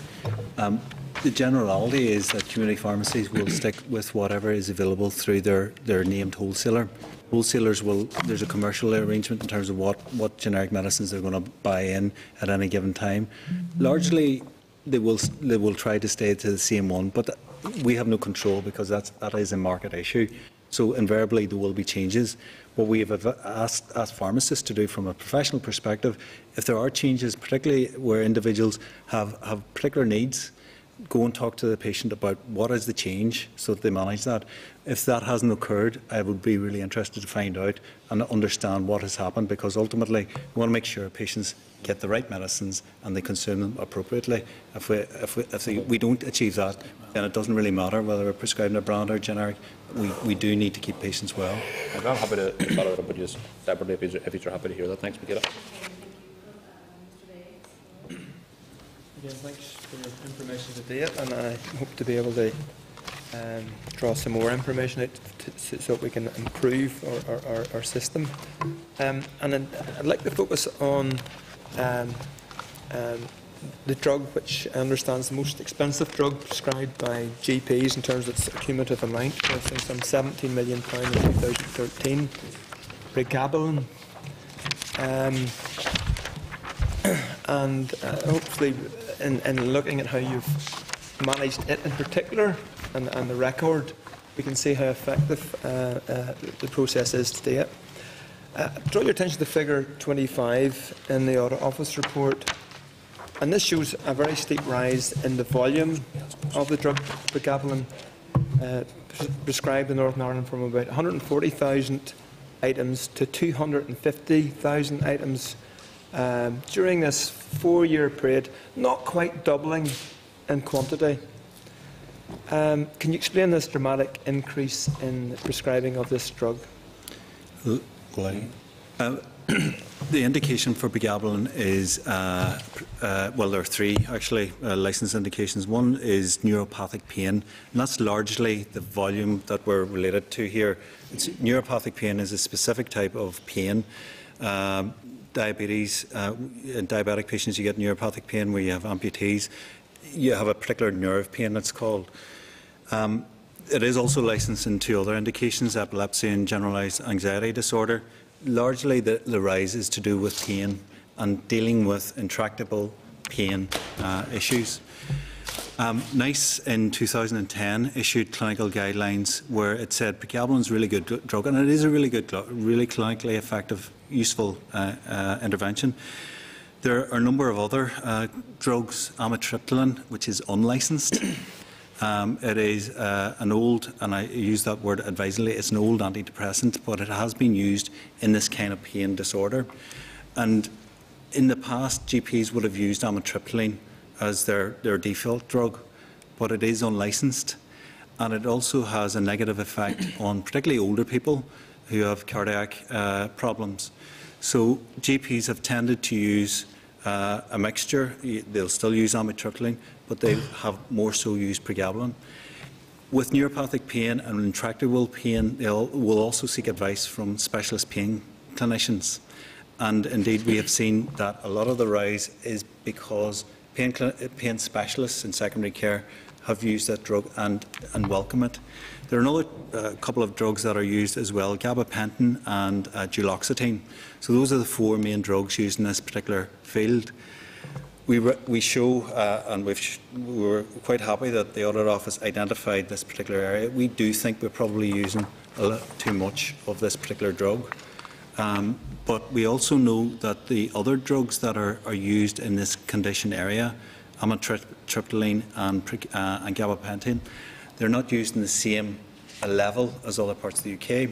So there is a bit of an issue in terms of saying... Are they used in higher or lower levels? For instance, Scotland will use maybe 2-3 times as much gabapentin than we do in Northern Ireland. So there is something about the mix and the clinical decision-making around whether you use pregabalin or gabapentin or amitriptyline or duloxetine. Having said all that, looking at the numbers and looking at the potential for efficiencies, I do think that we probably use too much. In terms of the interventions that we've tried to develop in terms of dealing with that, the issue we're talking about is intractable pain, so we have to develop services and alternatives as well in terms of trying to manage that, such as Mr Flanagan was talking about earlier, psychosocial support in managing chronic intractable pain.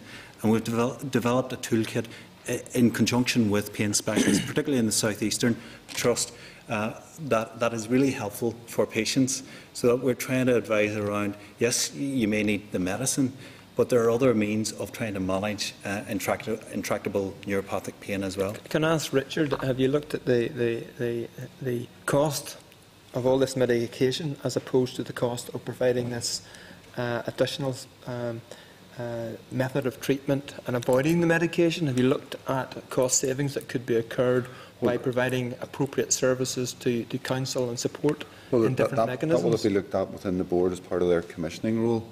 The subtlety in that, in terms of just the availability, and GPs, I think, would regularly say that one of the reasons that they would be accused of overprescribing, if you use that phrase, is because of the lack of availability of some pain clinics.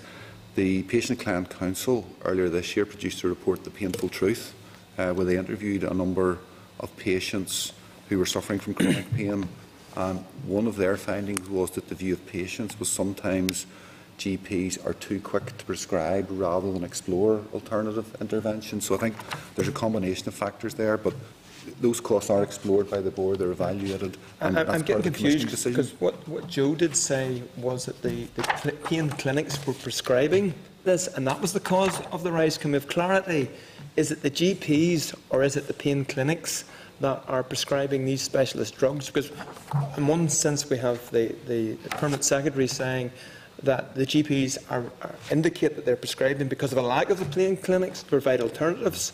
And then we have the representative of the board telling us they're being prescribed by the plain clinics. Can we have clarity what's going on? Sorry, I think we're both saying exactly the same thing.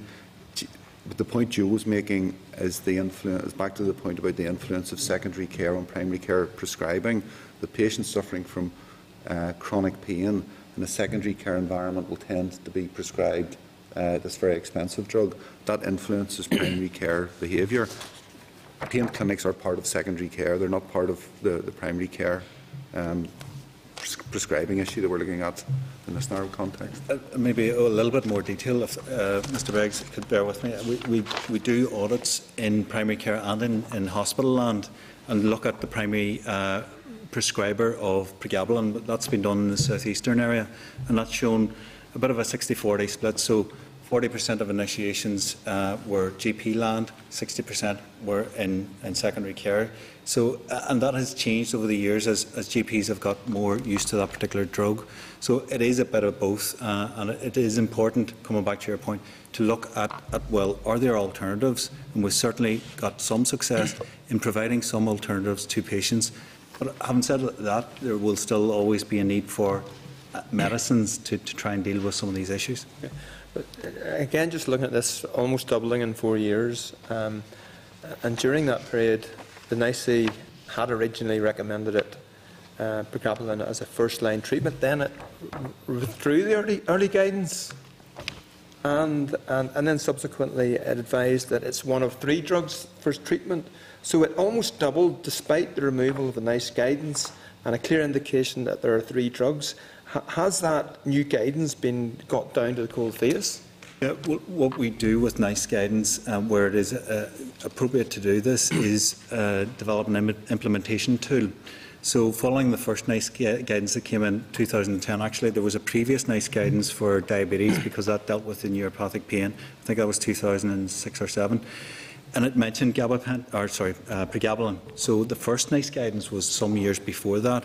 One could argue our GPs and our specialists used that guidance and started to use pregabalin earlier.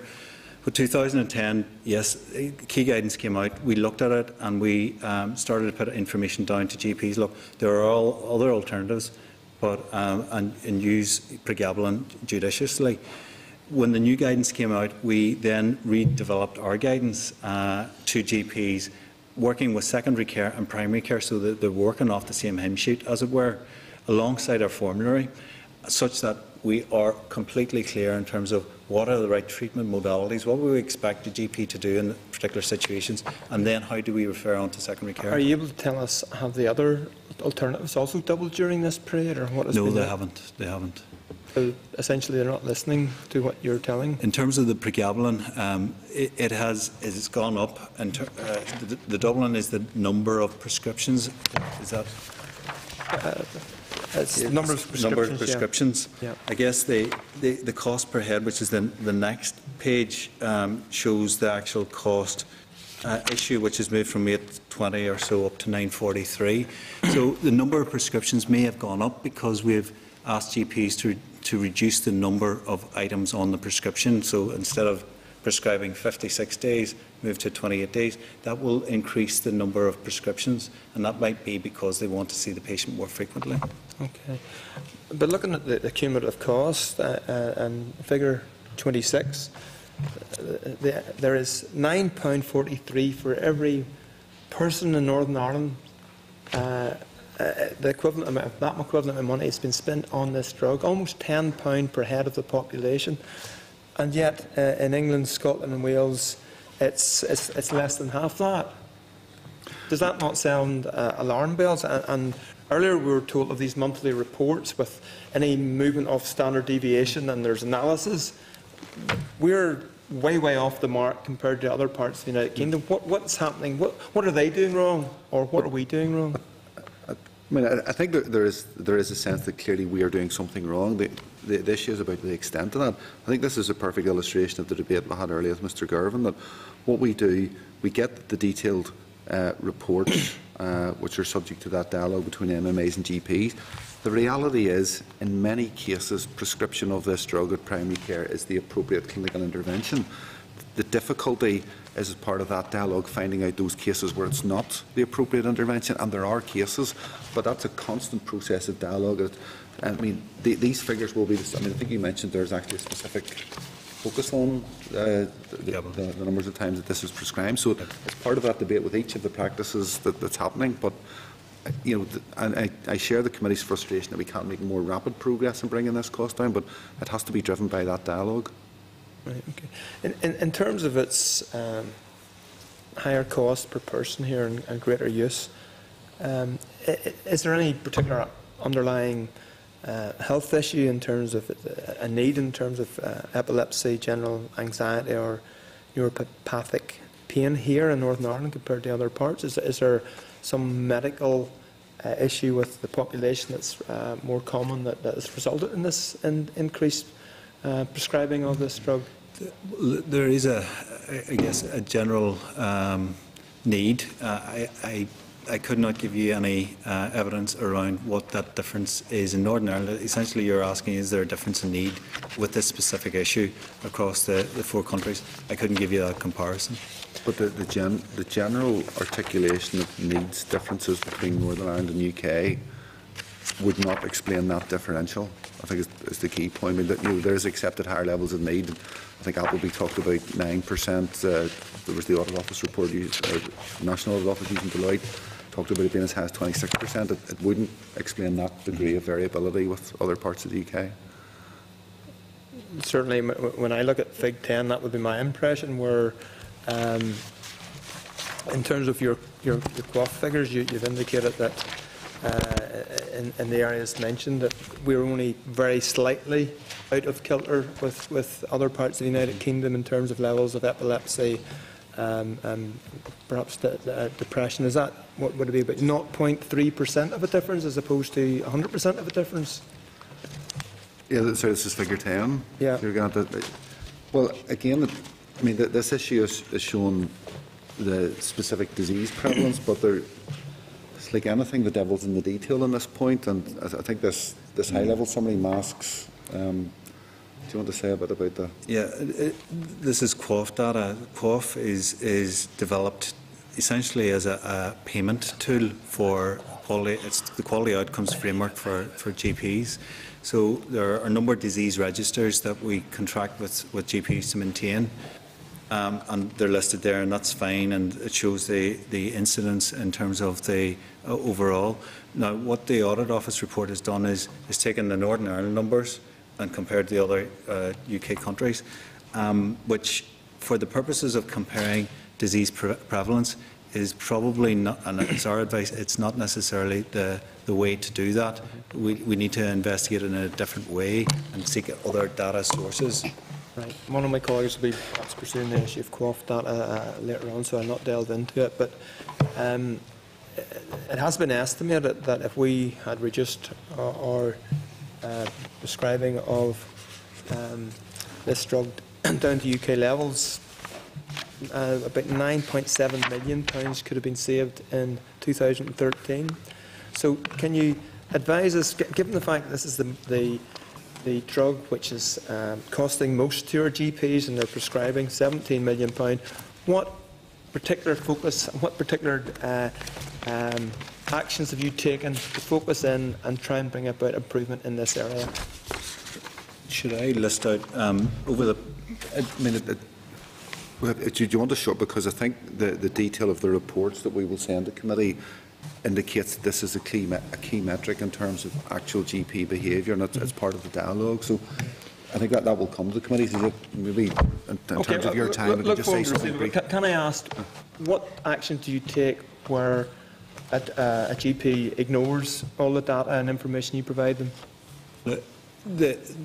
The contract gives us a vehicle where a GP or practice are deemed as excessively prescribing. So we agreed with the BMA what that definition of excessive prescribing. There are a range of 7 indicators we've agreed with them which demonstrate where there's excessiveness beyond the average. And again, it comes down to the control charts. You provide us with those indicators? We can provide you with all that. Okay. And then we hold as an accountability mechanism for those outliers. Needless to say, it is outliers, so it is at the 2 to 3 standard deviations and beyond that. So we're talking about the minority of practices that we would identify as potentially excessive. And our requirement is bringing yourself back into the mean, move towards the mean, where there is a little bit of a variation around that mean. Okay. I see you've given yourself a target of reducing costs by £1 million as opposed to the £9.7 million. Do you think is that challenging enough? And I accept that, and we will produce the history in terms of the past 4 years and our attempts to try and develop and get efficiencies out of this area. 1 million current programme shows that we're not necessarily even going to achieve that target, unfortunately. We'll continue to progress against that towards the end of the year. I'm very conscious my local minor injury unit has closed down over probably hundreds of thousands of pounds, and yet this area could save millions of pounds.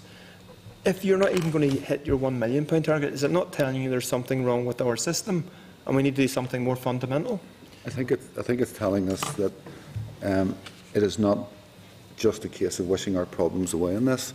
We have identified by this high-level analysis that there is potentially the scope for making savings. You only affect those savings by making individual changes at the point of prescription.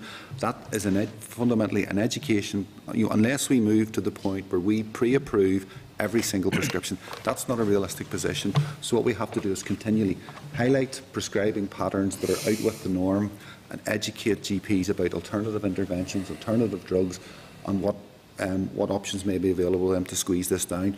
We continually work with them to do that. We want to make more rapid progress, but the pace we move at, I accept it is frustrating, but we can't just flick a switch and capture these savings. And you're certain we have all the tools that other health authorities have in other parts of the United Kingdom?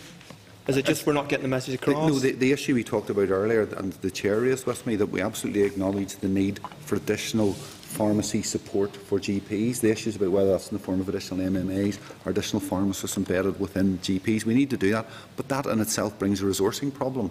But that's an issue that we're looking at going forward into the 15-16 financial year. Is it a cost-effective resourcing problem that saves money? It is, but there is an issue in terms of the challenges that the health service face. There are two tiers of challenge. Sorry, does this save money by investing in There are in two these? tiers of challenge facing the health service. One is meeting statutory obligations about which we have no discretion, and the other is with discretionary funding, making it available on a prioritised basis. This would be a priority intervention. If we were able to secure unlimited funding from the Executive, this would unquestionably be a priority intervention, but it's a discretionary spend, and at the moment we are facing a significant challenge to continue to meet our statutory obligations. Yeah, I think one of my colleagues may be delving further into that. Okay. There's no sanctions for doctors who overprescribe, obviously. So in terms of reality, what can be done beyond the work that the MAMAs do and the educating GPs? Is there any other areas that you intend to look at in terms of what other jurisdictions are actually doing? And we do look at, absolutely, Chair, the other jurisdictions and try to identify where best practice is and implement that in Northern Ireland.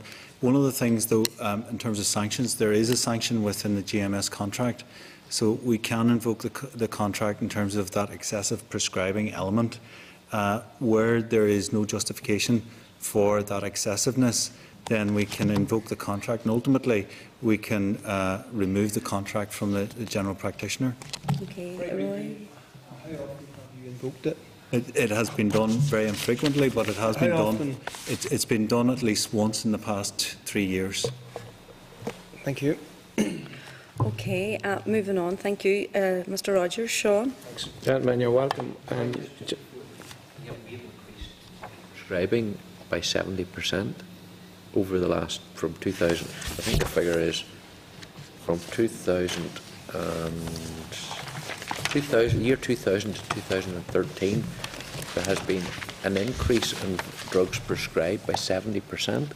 Yeah, but since 2010 there's been an increase in prescription numbers by 5%, but a decrease in cost by 7%. So the generality of better prescribing behaviour. But the reality is we have a growing population. I'm not talking about 7, I'm talking about 70% increase in the number of prescriptions being issued from the year 2000 to the year 2013. There's a number of factors there. We have a growing population. But we haven't grown, but we've went from 1.6. The big point that Joe made is that in many cases, to encourage better prescribing behaviour, GPs are being advised to prescribe shorter courses of treatment, which will have an influence. Okay. So clearly, if I prescribe you with a year's worth of drugs, that's one item on a prescription. If I break that down into 52 instalments so that you come back to me on a regular basis, that's 52 prescriptions for the one. Yeah.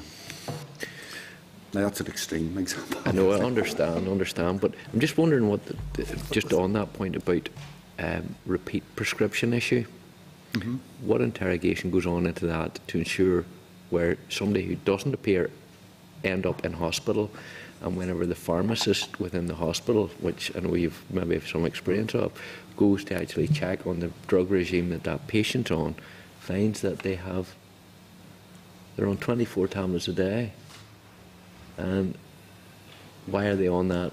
You know, because that one there, how long have you been on that? Well, been on that for 7 years on a repeat prescription, but you should only been on one course of that for a maximum of 3 months. Yet they're in with a kidney problem caused with the medication that they've been on, and we're still on because they've been on it for 7 years on a repeat prescription. Well, we have attempted to put a service in place over those years to look at that and track that.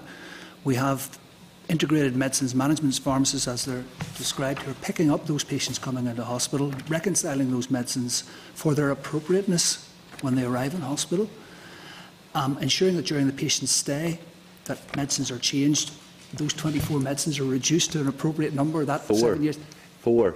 And the person said they never felt better in all their life. And then in advance of them being discharged from hospital, that information be communicated back to primary care, so that when the patient goes home, it says. And when that was tested and researched, it showed that there was a reduced length of stay in hospital, there were reduced readmission rates, and that medicine's appropriateness improved, and that every £1 invested in that service But if they hadn't appeared in through A&E, they would still have been receiving their 24 tablets a day and would have been sitting as a zombie in their living room, unable to function in a daily life, and their GP was quite happy to dish that out to them.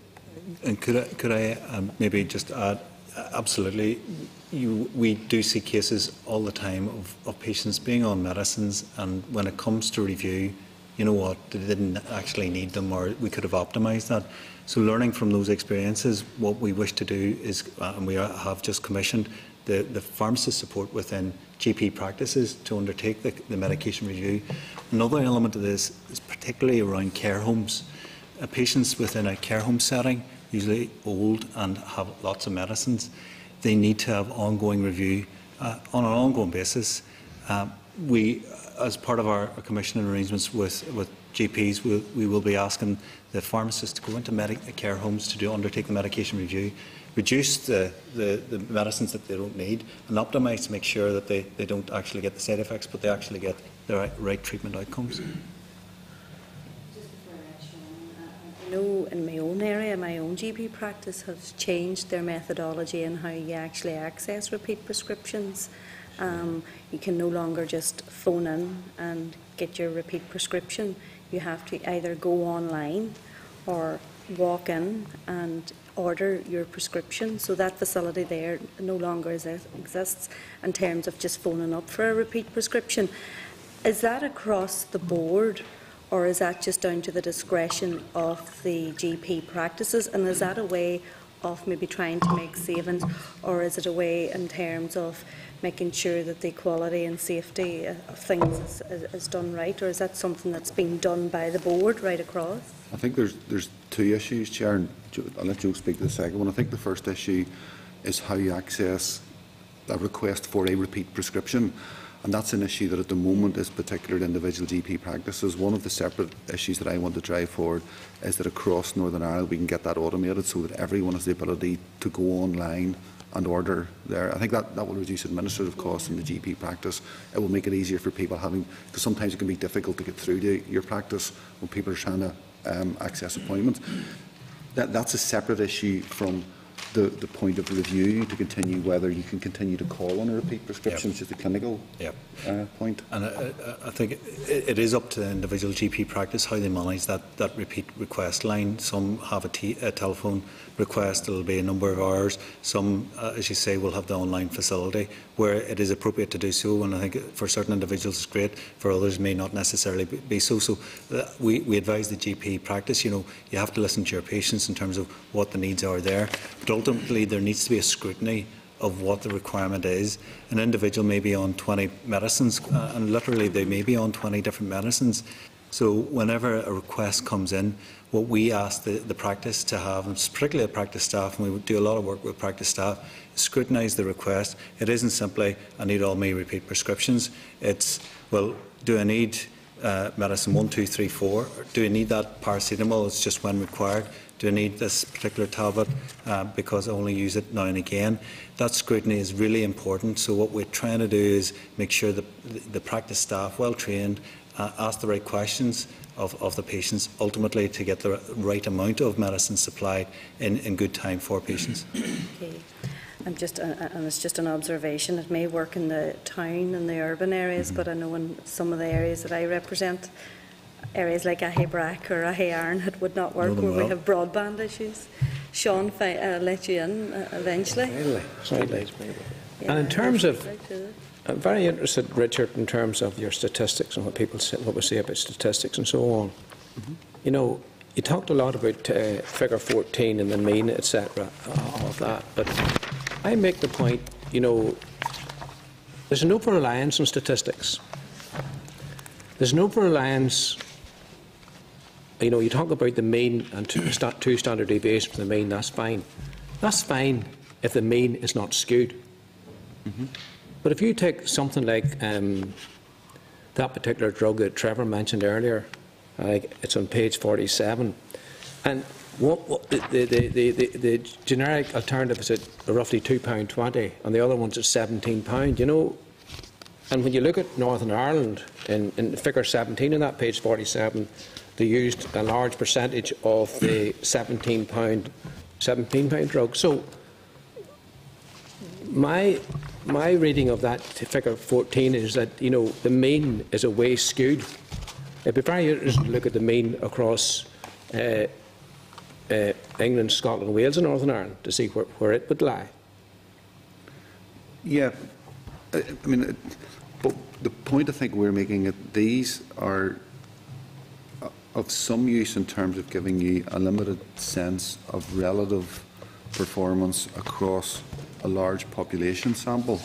The reality is that whilst the use of prescribing units is a good way of standardising, the reality is that it's entirely possible to get two practices side by side that have such a fundamental difference in the makeup of their population that even this attribution would give you a skewed result.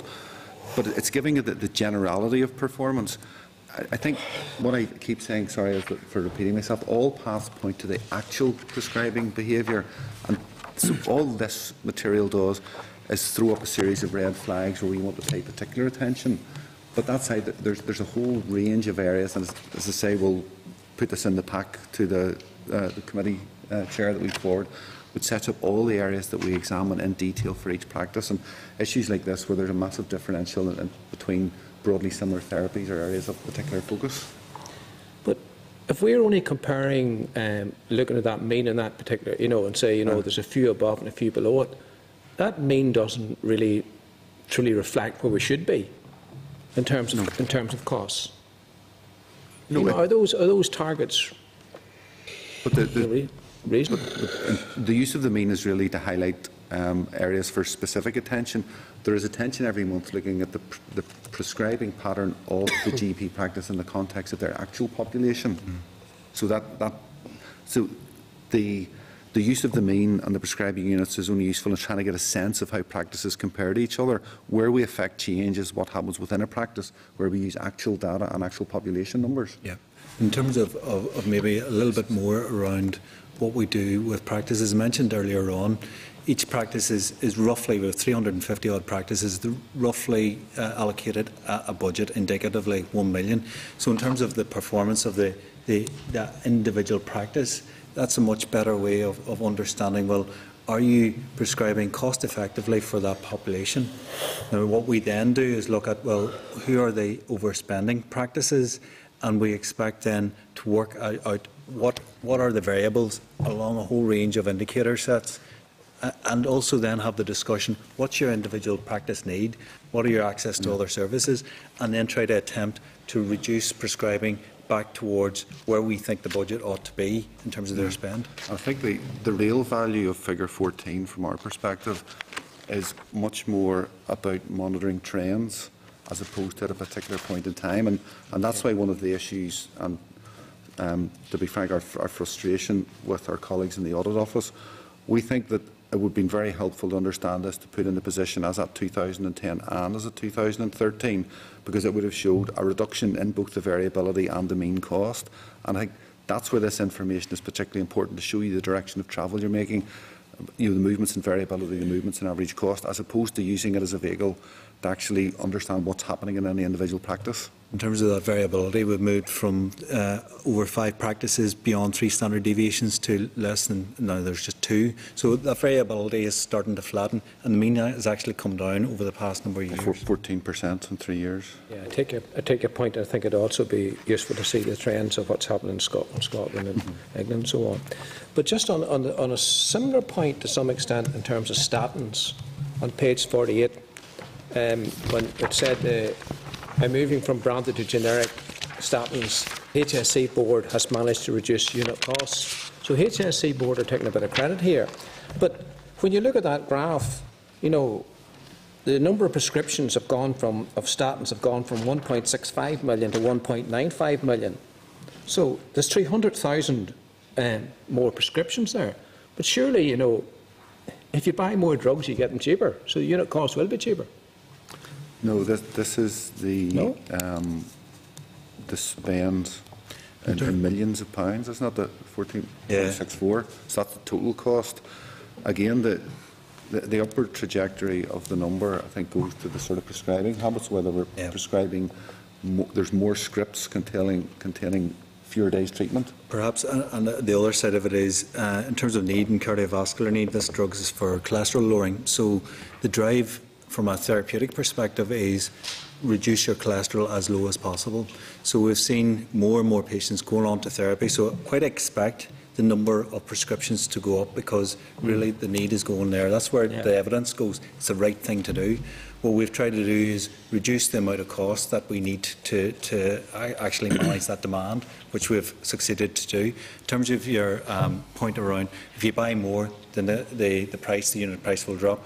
Unfortunately, we're part of a worldwide market, and the price is fixed in terms of the branded medicines. Generic medicines, there is market competition, and we will follow then the market in terms of the market price. But in terms of the brands as they stand, it's set at a UK level. We have no ability to manage that. Okay. And Joe, just we're talking, it's similar to what everybody else has been asking too, and still in terms of statins, that what the Audit Office illustrates the GPs in Northern Ireland continue to prescribe higher proportion of more expensive branded statins, whilst NICE guidelines were to recommend the use of generic alternatives. I'm actually on page 51 there. The NICE recommendations were 2006 or whatever. Scotland moved in 2011. So did Wales. But in the next paragraph on page 51, it says, until April 2014, in Northern Ireland, there was no body specifying what medicines ought to be or not be prescribed, resulting in a proportion of more expensive drugs being prescribed. And I accept that point. We hadn't had a body in terms of assessing clinically effective and cost-effective medicines coming to market and making that judgment. We have that now. That'll help us moving forward. So accept that. Why did it take to 2014 to get there when across the REC it was happening in 2011? In terms of the history, we have been following NICE clinical guidance and NICE guidance throughout this. So it does say from 2006. We have been following that. What it also mentions is two other elements: the Scottish Medicines Consortium and All Wales Medicines Group. We simply did not have those bodies in place in Northern Ireland. What we have tried to do, and we have done, it took us a number of years to get there, was put that in place from 1st of April 2014. Who took the eye of the ball then, Joe? It isn't necessarily eye off the ball. It's just looking to see what is right for the population in Northern Ireland. What were the other systems elsewhere in other parts of the UK?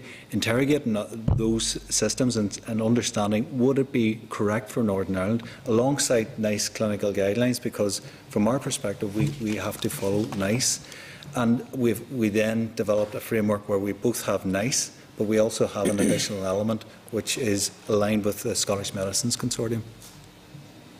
You say nobody's taken the eye of the ball, but why not? Why did this not happen? Why not?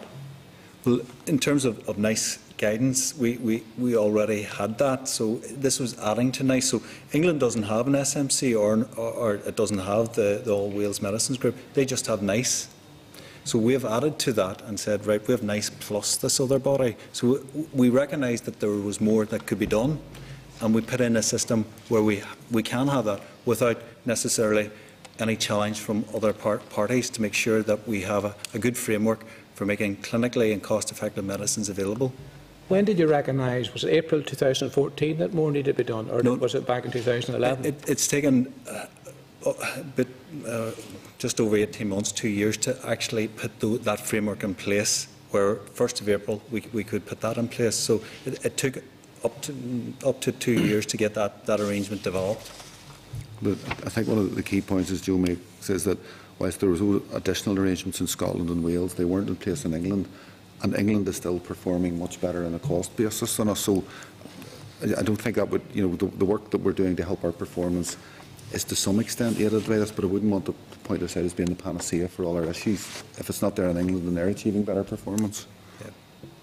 Okay, I accept your point. And when you spoke at the beginning, Joe, you talked about costs are not paramount in the decision making in terms of GPs, and we understand that the patient comes first and whatever else. But where was costs and value for money? Where was it on the list? And what you said, there's been improvements. I acknowledge there's been improvements since April this year. But what has been done here proactively to ensure we have value for money? Proactively, we address this on a monthly basis when individual GPs, the practice staff. Value for money is absolutely there, alongside the other elements of safety and quality. I wouldn't say necessarily one is more important than the other. In the round, it has to be all taken together, and it comes up to the interaction with the patient. What is best for the patient in front of the GP, but also what is wider for the entire health service as well. And GPs, we remind them, we educate, we provide them with tools, we provide their staff with support in terms of the changes. We provide advice right across primary care, community pharmacy, GPs, health visitors, district nurses, in terms of what is the right thing to do, both for the individual patients, but also for the wider HSC. If they don't take this advice? Well, we've already mentioned we have the GMS contract, which gives us an element of leverage. And ultimately, there is also a professional sanction where we can, if there are examples of excessiveness or issues, then we will take professional sanction as well as contractual sanction. Have there been any, without getting into any details, have there been any cases where professional sanctions have been taken? Certainly, we have raised the issues on a professional perspective where those issues have caused us concern. Okay, thank you. John, Deputy Chairperson. Chairperson, I've heard this story from both sides. I've had local pharmacists complaining to me that they were reimbursed at less than the cost price. Is this true? I think in some cases it can be the case. Can you explain that? Yeah, fairly complex model. In terms of pharmacists and the reimbursement of the drugs, so we pay community pharmacy for the drugs that they dispense. And there's a range of drugs. There's the branded medicines and there's the generic medicines. Okay. We know on the generic medicine side they earn additional profit. So they may buy a drug for £10 from the wholesaler, but the reimbursement drug tariff price may be actually £11. So they're getting an additional 10% profit. But what we do is we apply a clawback which equalises the amount of profit earned both on the branded and the generic. Typically on the branded medicine side, they do not earn that level of profit. So what we have attempted to do is modulate it across the piece. So for branded medicines, they may appear not to necessarily be getting the full reimbursement price, but that is equalised because the generic medicines, they're actually getting additional profit. So whenever it comes in balance, there will be additional profit, and there is a profit margin that we have factored into the remuneration, the target being £16.5 million on an annual basis.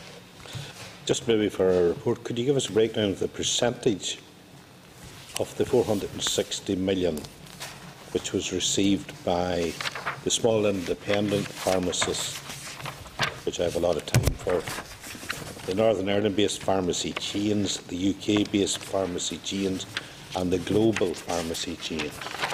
Okay, we can provide that. Okay. I suppose the question really I should have asked is, why has your department and the pharmaceutical contractor failed to agree on the arrangements for the reimbursing the cost of the most frequently prescribed and dispensed generic drugs? Are they too powerful, or why is there no? I think that, I mean, this goes right back to the basic contract. It was 2006. This it started. The key point at the moment is, to be fair to both sides, I think the 2010 judicial review clarified the statutory duty on us to provide fair and reasonable remuneration to pharmacists. Yes. And so the devil is in the detail about what is fair and reasonable remuneration, and you can understand that their view and our view may be somewhat at odds. At the moment, the key point is we're starting work on a cost of service inquiry, which will try and clarify what actually is the cost of providing a community pharmacy service in Northern Ireland, and aligned to that will be an assessment and a margin survey about the state of the market, the price at which they're accessing largely generic drugs from the wholesale market, and what is a reasonable level of retained profit. That will allow both sides to engage in detailed discussion about what is a reasonable level of remuneration and underpin, hopefully, what will be an agreed contractual position. Well, tell me, Richard, why has the community pharmacy contractors in Northern Ireland refused to participate in the UK-wide study to establish profit margin for pharmacists on generic drugs? I mean, I suppose the short answer would be that that's a question we would like them to answer in detail. You're funding them. Well, we need a community pharmacy service, and to be fair, we do have our difference with community pharmacists in terms of this aspect. I don't want that to distract from the fact that they are a fundamentally important piece of health and social care provision in Northern Ireland. Oh, absolutely, couldn't agree more. All the more reason why I should ask you the question, why have you no power to compel them? In terms of, maybe, Mr. Dell, could I come back? Was the question around the margin survey and why they were not participating within the margin survey? Yes. The margin survey, they are participating. We are collaborating very well in terms of identifying what level of profit margin. I think it was this they didn't participate in the cost of previously service back in, which predated the first judicial meeting. We're talking about the current position or historic? We're talking about the UK-wide study to establish profit margins, and maybe if there is confusion, I would ask perhaps Controller and Auditor General to clarify that.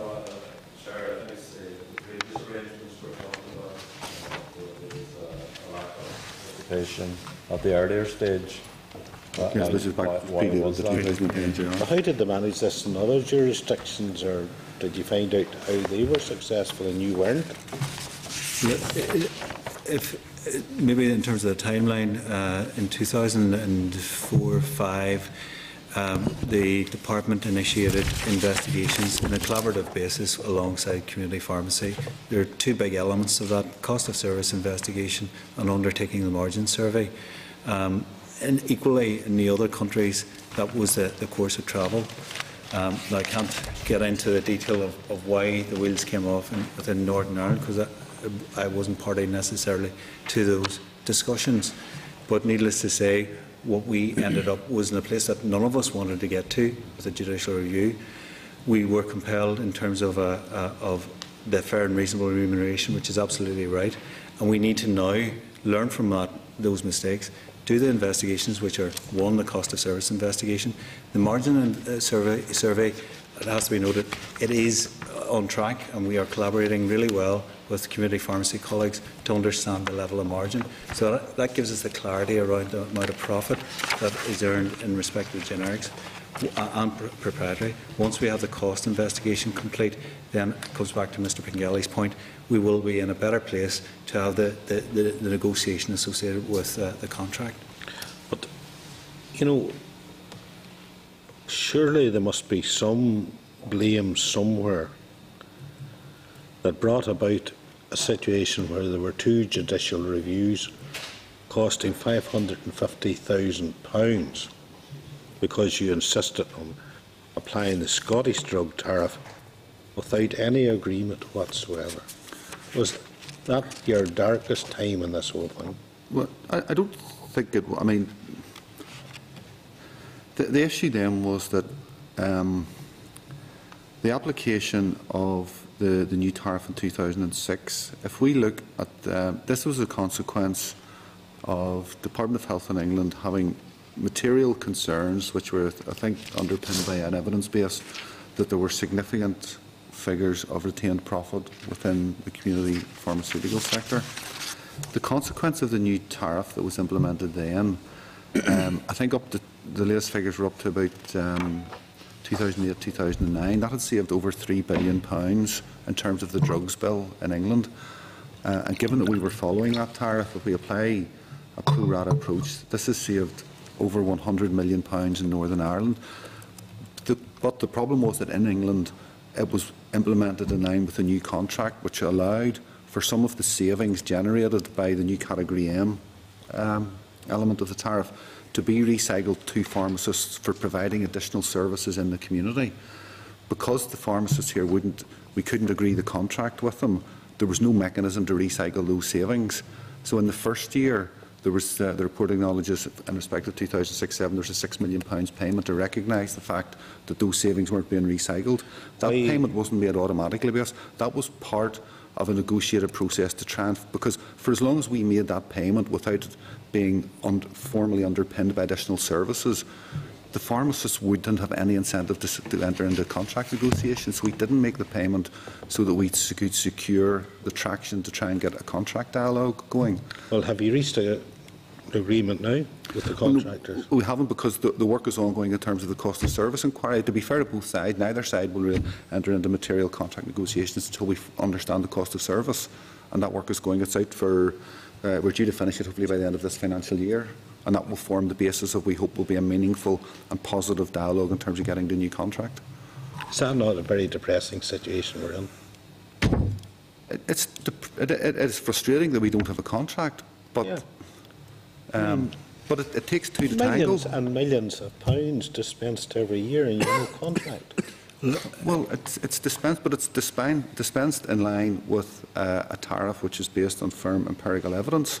The new contract will not. The intention is that will not fundamentally alter the price. I mean, the major component of primary care prescribing costs are the ingredient cost of the drugs dispensed. This is not to go that. This is fundamentally looking at how savings from future changes to drug price can be recycled, how we can incentivise community pharmacists to do that bit of work that they do tremendously well when the public go to them. And we need to incentivise the public to make better use of pharmacists too, in terms of that being their first port of call for advice in minor injuries and ailments. Richard, I'm asking this question as much in defence of the local pharmacist as the taxpayer, because the local pharmacist is the heart of many small communities. So really, it's important for me to understand that when this crisis happened in 2006, I knew nothing about it, and it took a lifetime to find out what was going on. And it would have been nice, if these issues had been perhaps channelled through the Assembly and through the committees, then we might at least have known what was going on. So perhaps it's a good example of where the department shouldn't embark upon doing something on its own without some kind of consultation. The pharmaceutical side, of course, is extremely powerful. I mean, and there was some reference at the beginning of this meeting to pens. I have one here, SDLP. I don't think it would influence anybody. But in terms of sponsorship, is there conflicts of interest, and is there a code of conduct to ensure that these giant organisations are not influencing what's happening? There is a code of conduct in place. I think Mark touched on it earlier. That's right, and the industry has taken responsibility to ensure that code of conduct has been developed as a consortium of all the representative members of the industry, and have broadly promoted that to its members and to healthcare professionals who engage with the department. So the rules of engagement are clear. Let's have the patient first. Let's have the interest of the health and social care. Second, let's protect the intellectual property that goes around it. There are very good positions for agreement already established through those mechanisms. So, for example, Dr. Timoney, you wouldn't be terribly happy if a new health clinic official opening was sponsored by a drug company? Provided the rules of engagement are being upheld, and it is in the interest of the patients. I think there does need to be some kind of code of conduct, because we're handling millions and millions of pounds of public money, and there are all sorts of ways of influencing how that money is spent. And I think, Chairperson, the questions asked here today does bear out the need for a great deal more work to be done before the taxpayer and the patient and the local pharmacy can be absolutely sure that the tail's not wagging the dog. Well, I think that's a fair comment, Mr. Dallett. I mean, we do have a code of conduct. The difficulty is policing it and making sure that it is applied day and daily and within the spirit in which it's intended, and that will be a challenge for us, and we need to continue to monitor it. I think, Chairperson, sometimes we're accused in this committee of not being fair. I think, and you've already alluded to it, I think we should recognise those health clinics and those doctors who are applying the thing absolutely across the board in the fairness of everyone. But obviously this report from the Audit Office does suggest there's a great deal more work needs to be done. And hopefully when our report is completed, then there will be a clearer understanding of where we are, where we're going. Thank you. Thank you, Deputy Chairperson. Paul. Pharmacy. And I use an example. Now, it probably can work both ways here, but you go get a doctor who, instead of writing a prescription for a generic drug, writes it for a branded drug. The patient goes along to the pharmacy, hands in their prescription, and the pharmacist looks at it and says, our chain, we don't carry that, but we've got one. It's just exactly the same, and that's exactly the same medication, and gives that to the patient. It is a generic drug. It's exactly the same as what was prescribed, only the doctor prescribed the branded. The branded might well be the £17 one, and he has handed out the £2.45 or whatever, £2.53 drug, and on occasions maybe it works the other way round. Yeah, but I would say, and I'll use a very large drug firm or pharmacy, which maybe has a very large chain, not only here but in the UK, where to actually trace where they're purchasing their drugs from as a private company is virtually impossible, and would never. And to be honest with you, they don't have to furnish you with it, and they could well have done it. Yet they have dispensed the drug, and you are paying out on a prescription that will have a piece of paper with a generic drug based on it, and they could have up to 7 times the price of the drug on it plus the profit. In terms of what they can claim for, if it is prescribed by the generic form and there is a generic available, they can only claim for the generic. They cannot claim for the brand. If they do so... But sure, you've already alluded to the fact that the branded drugs which are being prescribed by doctors, there might be a very good case why it has to be that branded drug. So they don't have to make that case. They just say the doctors are prescribed that. If a doctor is prescribed a brand, they must follow the brand. They cannot deviate from that. They cannot substitute with a generic. So if they have done that, then I would be interested in understanding that example, because I'm sure it happens. That's a breach in their terms, and I would be interested. I'm using an example here. My understanding, to try and put it in lay terms, is a branded prescription must be dispensed in branded form and will be remunerated on that basis. A generic prescription can be dispensed in either generic or branded form depending on availability, but will be remunerated in generic form only. I'm sure out of the number of people sitting in this room who have received prescriptions, who have went in to receive them, have went to the pharmacy, and the pharmacy have not had the variety of drug they had that was on the prescription, but, and I'm one in particular because I get a repeat prescription, and there's levothyroxine, which is quite a common, but there's another generic form of the same medication, and they will give you that. And if they don't have the variety that you're on, they will dish out this other. And when you get it, I don't care, because I'm happy I've got my medication, I'm away, and I'll take it in my usual form. But you will be going back to your GP and asking them to dispense in generic form in future rather than Of course I branded? do. Well, but I'm saying, but where I'm coming from, and you've got to understand. The point Joe makes is if the GP writes the prescription in branded form, the community pharmacist should either dispense in branded form or should not dispense it. It's his or her job then to go and secure the branded. He should not. Now, that's an issue of compliance for us that we need to. That's policing that, and how do you police that? Because there's no mechanism to police it. We need members of the public to put their hand up and come and advise us. Now, we can only reasonably expect members of the public to do that if we better educate the public that shouldn't happen to them. Because I suspect the point you make is, which members of the public at the moment would understand that a pharmacist should not dispense generic? Most people walk in there and they'll say, oh, well, at least I've got my medication Can I run away. just raise one point in respect to Mr. Goodwin? There are a small number of medicines which should always be prescribed by brand. Yes. It's because their toxic levels are very close to the therapeutic levels, or where there's a risk of not taking enough drug could offset the patient's condition. So there is, and Northern Ireland has been applauded for putting a list together of these medicines, and it could be the instance, because you mentioned thyroxine there, it could be an instance of those that perhaps the challenge has arisen. So just to bear in mind that there are certain clinical conditions where generic isn't maybe always appropriate, although in the majority of cases. And there have been occasions, and I'm sure this does happen on many occasions as well, where somebody goes in with a generic prescription, and the pharmacy do not have that, but they might well have the branded. But they will only be recouped for the generic cost. And I understand that, and they might do that at a cost themselves. Yeah. But I've seen it the other way, and I've experienced it myself, and I'm sure many around this table have done the very same. So I'm just saying it does go on, even if you're stating that there's a breach there. If they're saying, well, look, it's exactly the same medication, I'm giving you that, and you can have confidence that you're not taking something which is going to cause you any more difficulty, take that, and they go out.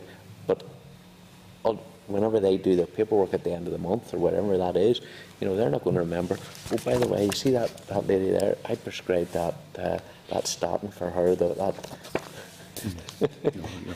One of the questions you asked there was around the assurance. We have assurance mechanisms both at payment agency, which will pick up where there are miscodes, because we ask community pharmacists to code what they have dispensed. So if it is a generic on the prescription, we expect them to code for that generic. If they've coded for brand, then that'll be challenged. If, on the other side, a branded medicine has been prescribed, a generic has been dispensed, we run checking clinics. So we invite members of the public to come along with their medicines and we look at the prescriptions and look at what they've dispensed. Of course, How often does that happen? that happens every month. No, but how many would it uptake? We're looking at a very small population base, obviously, because we're talking about 38, 39 million prescription items, so we're only sampling across the region. But we have, on occasion, identified where there appears to be issues, and we've gone back to the community pharmacy to address those issues. But if there are individual issues, the patients are receiving a generic where it was a brand and prescribed, then we would certainly wish to hear of those, and we would want to follow those up. That's fine. Thank you. Okay, thank you, gentlemen. I suppose just in wrapping up, I just have one or two questions. Just going back to the QAF data, just if you don't mind. I know it's been raised, but I suppose it's generally accepted that here we have a health need which is higher than other regions, England, Scotland and Wales, and that of course is acknowledged in paragraph 3.22. But also it gives rise for concern that in paragraph 3.25 that data on disease prevalence produced in the QAF does not generally support that perception. In fact, according to QAF figures, here we have a lower prevalence of many of the main diseases than other parts of the UK. And at paragraph 3.24, it highlights your concerns about using QAF data this way. However, at paragraph 3.23, we read again that the HSE board does not share the concerns. So how can the department and the HSE board hold such divergent views on that? I think the key issue here, Chair, is that the department and the board don't hold divergent views. The board feel that their views are not properly reflected in this, that they would agree with the department's view. In fact, in terms of the dialogue, in terms of the report, it was the board that I think were leading the dialogue to say that the use of the QAF data in this way is inappropriate. Okay, just following on from that, you've explained your objections to the use of data and QAF and various other sources. So what work have you done to quantify healthcare needs here relative to those elsewhere in the UK? What specific piece of work has been done? Well, the most recent piece of work was the Appleby review, which I think had a figure of 9%, but in some areas could range up to 17%. After that, there was the 2012 work by the National Audit Office, which I think was they actually utilised Deloitte for that, which had it ranging up to 26%. The issue about health need, it's not the concept of health need is important in understanding some of the different costs between Northern Ireland and other places. The issue about providing health care doesn't require an absolute articulation of the number of tasks. And the reality is health need will be different across a whole range of disciplines, both horizontally and vertically. So in different specialty areas we'll have different levels of need, and in the primary care sectors against the secondary care sector.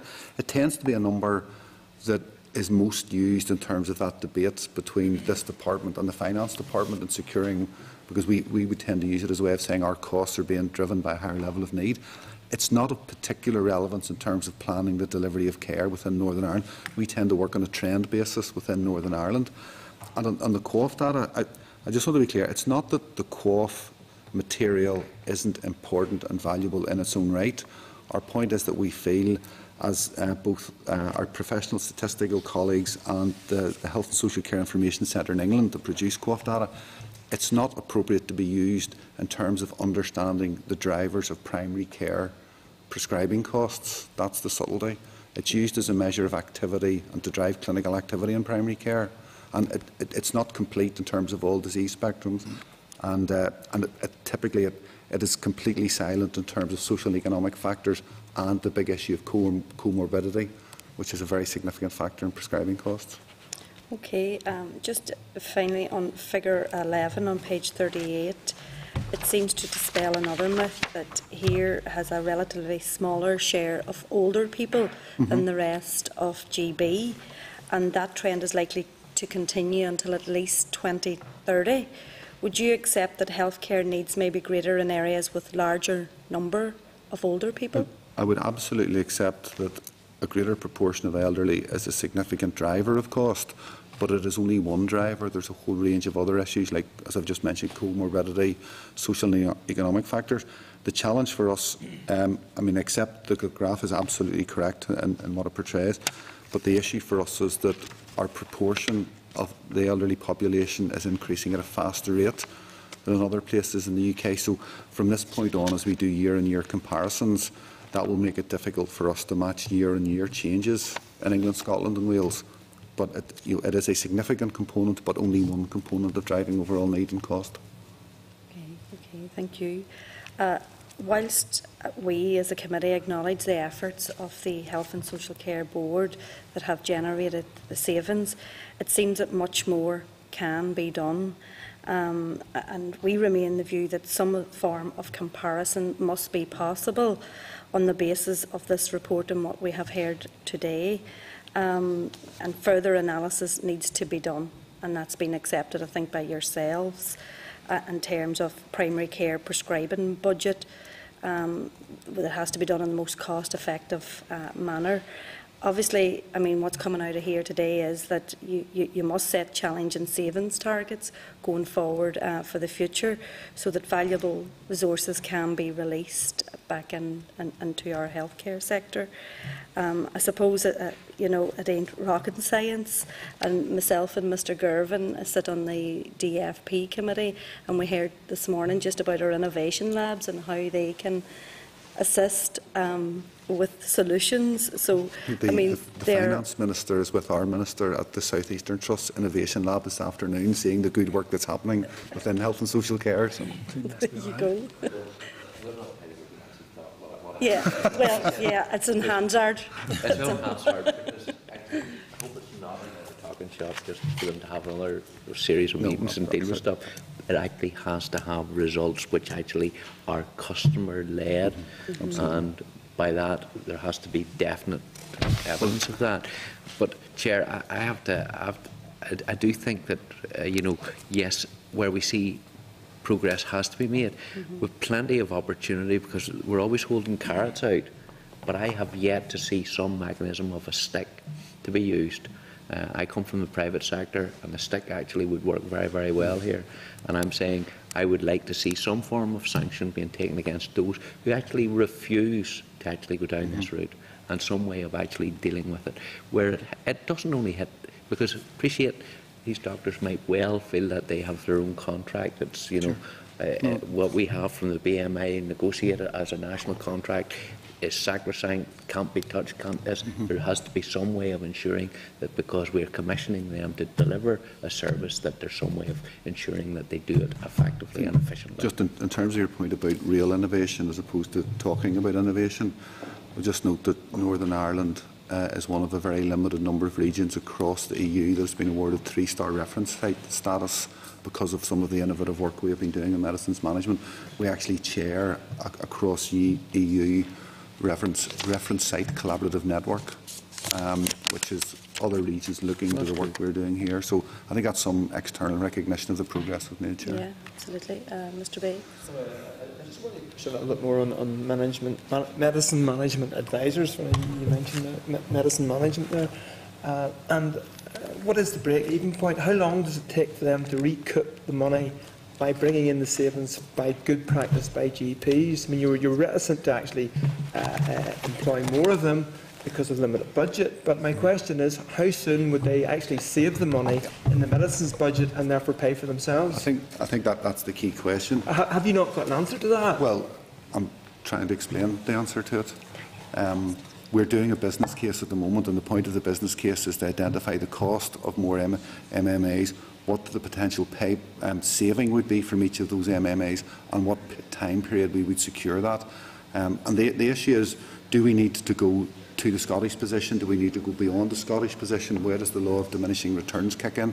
But it's the point I also mentioned earlier that we absolutely need more pharmacy support for GPs, but the question is whether it's MMAs or whether it's pharmacies in the GP practice. The advantage there is that MMAs will spend a lot of time talking to GPs. Pharmacies are part of that care package. They're based in the pharmacy every day. But the business case that Joe and colleagues in the Health and Social Care Board are preparing at the moment is all the points you mentioned, looking at what is the cost, what associated savings, what are the payback time, and that will be coming to us to make decisions.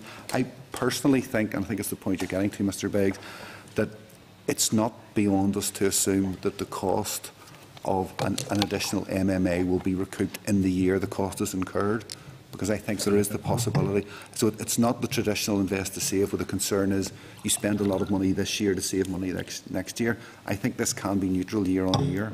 So we're very positive about where we go with this. I can give you a real example, Mr Beggs, just a very quick one. We embarked on a project this year looking at, and not just pharmacists, it was dietitians. So we invested £350,000 in a range of dietitians who went into GP practices, who did assessments in terms of dietetic requirements, who actually improved their clinical care.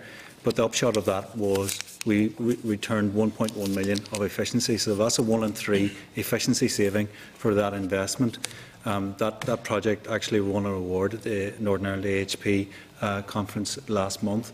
So those are the kind of examples we want to explore as part of this business case, because it is a mix. Certainly our MMAs have done a brilliant job, and we want to try and at least pay tribute to them, but we need to think about what is the mix in terms of effecting the change within general practice. Given the millions of pounds that can be saved, I would urge you to come to a decision and allow those savings to be made. Members, we've all had the opportunity to ask questions of our witnesses, so I believe there's no final issues that could be arising from today's session.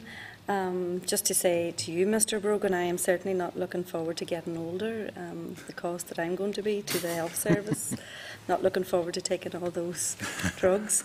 Mr Laborie, do you have anything to add, or are you content? Yeah, okay.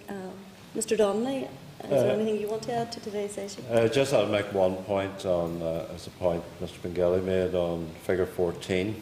That was looking at the really the variation between GP practices. I suppose our objective in that was very simple, just to demonstrate that at a particular point in time, 2013, there was a very substantial degree of variation. I think what Richard said, he would have liked to have seen another graph going back to 2010. Fair enough. That would have shown even more variability. So in a sense, there's less variability now, but there's still enormous variability, and that needs to be looked at. Okay, That's really all I wanted to, okay, to say. Thank you, Mr Donnelly. Content with that. Okay, can I thank you all for your attendance here today before the committee. It's been extremely useful in the information that you have provided to us. We will certainly take this on board as we develop our report. So thank you, Mr Brogan, Mr Pengelly. Thank you, Chair. Mr Timoney, thank you. Thank you. Can I say thanks also to Kieran and your team, and to Hansard for today's session, and to the Treasury Officer of Accounts. Thank you. Members, for the remaining items of business, it is necessary that we move into closed session. Hopefully, John.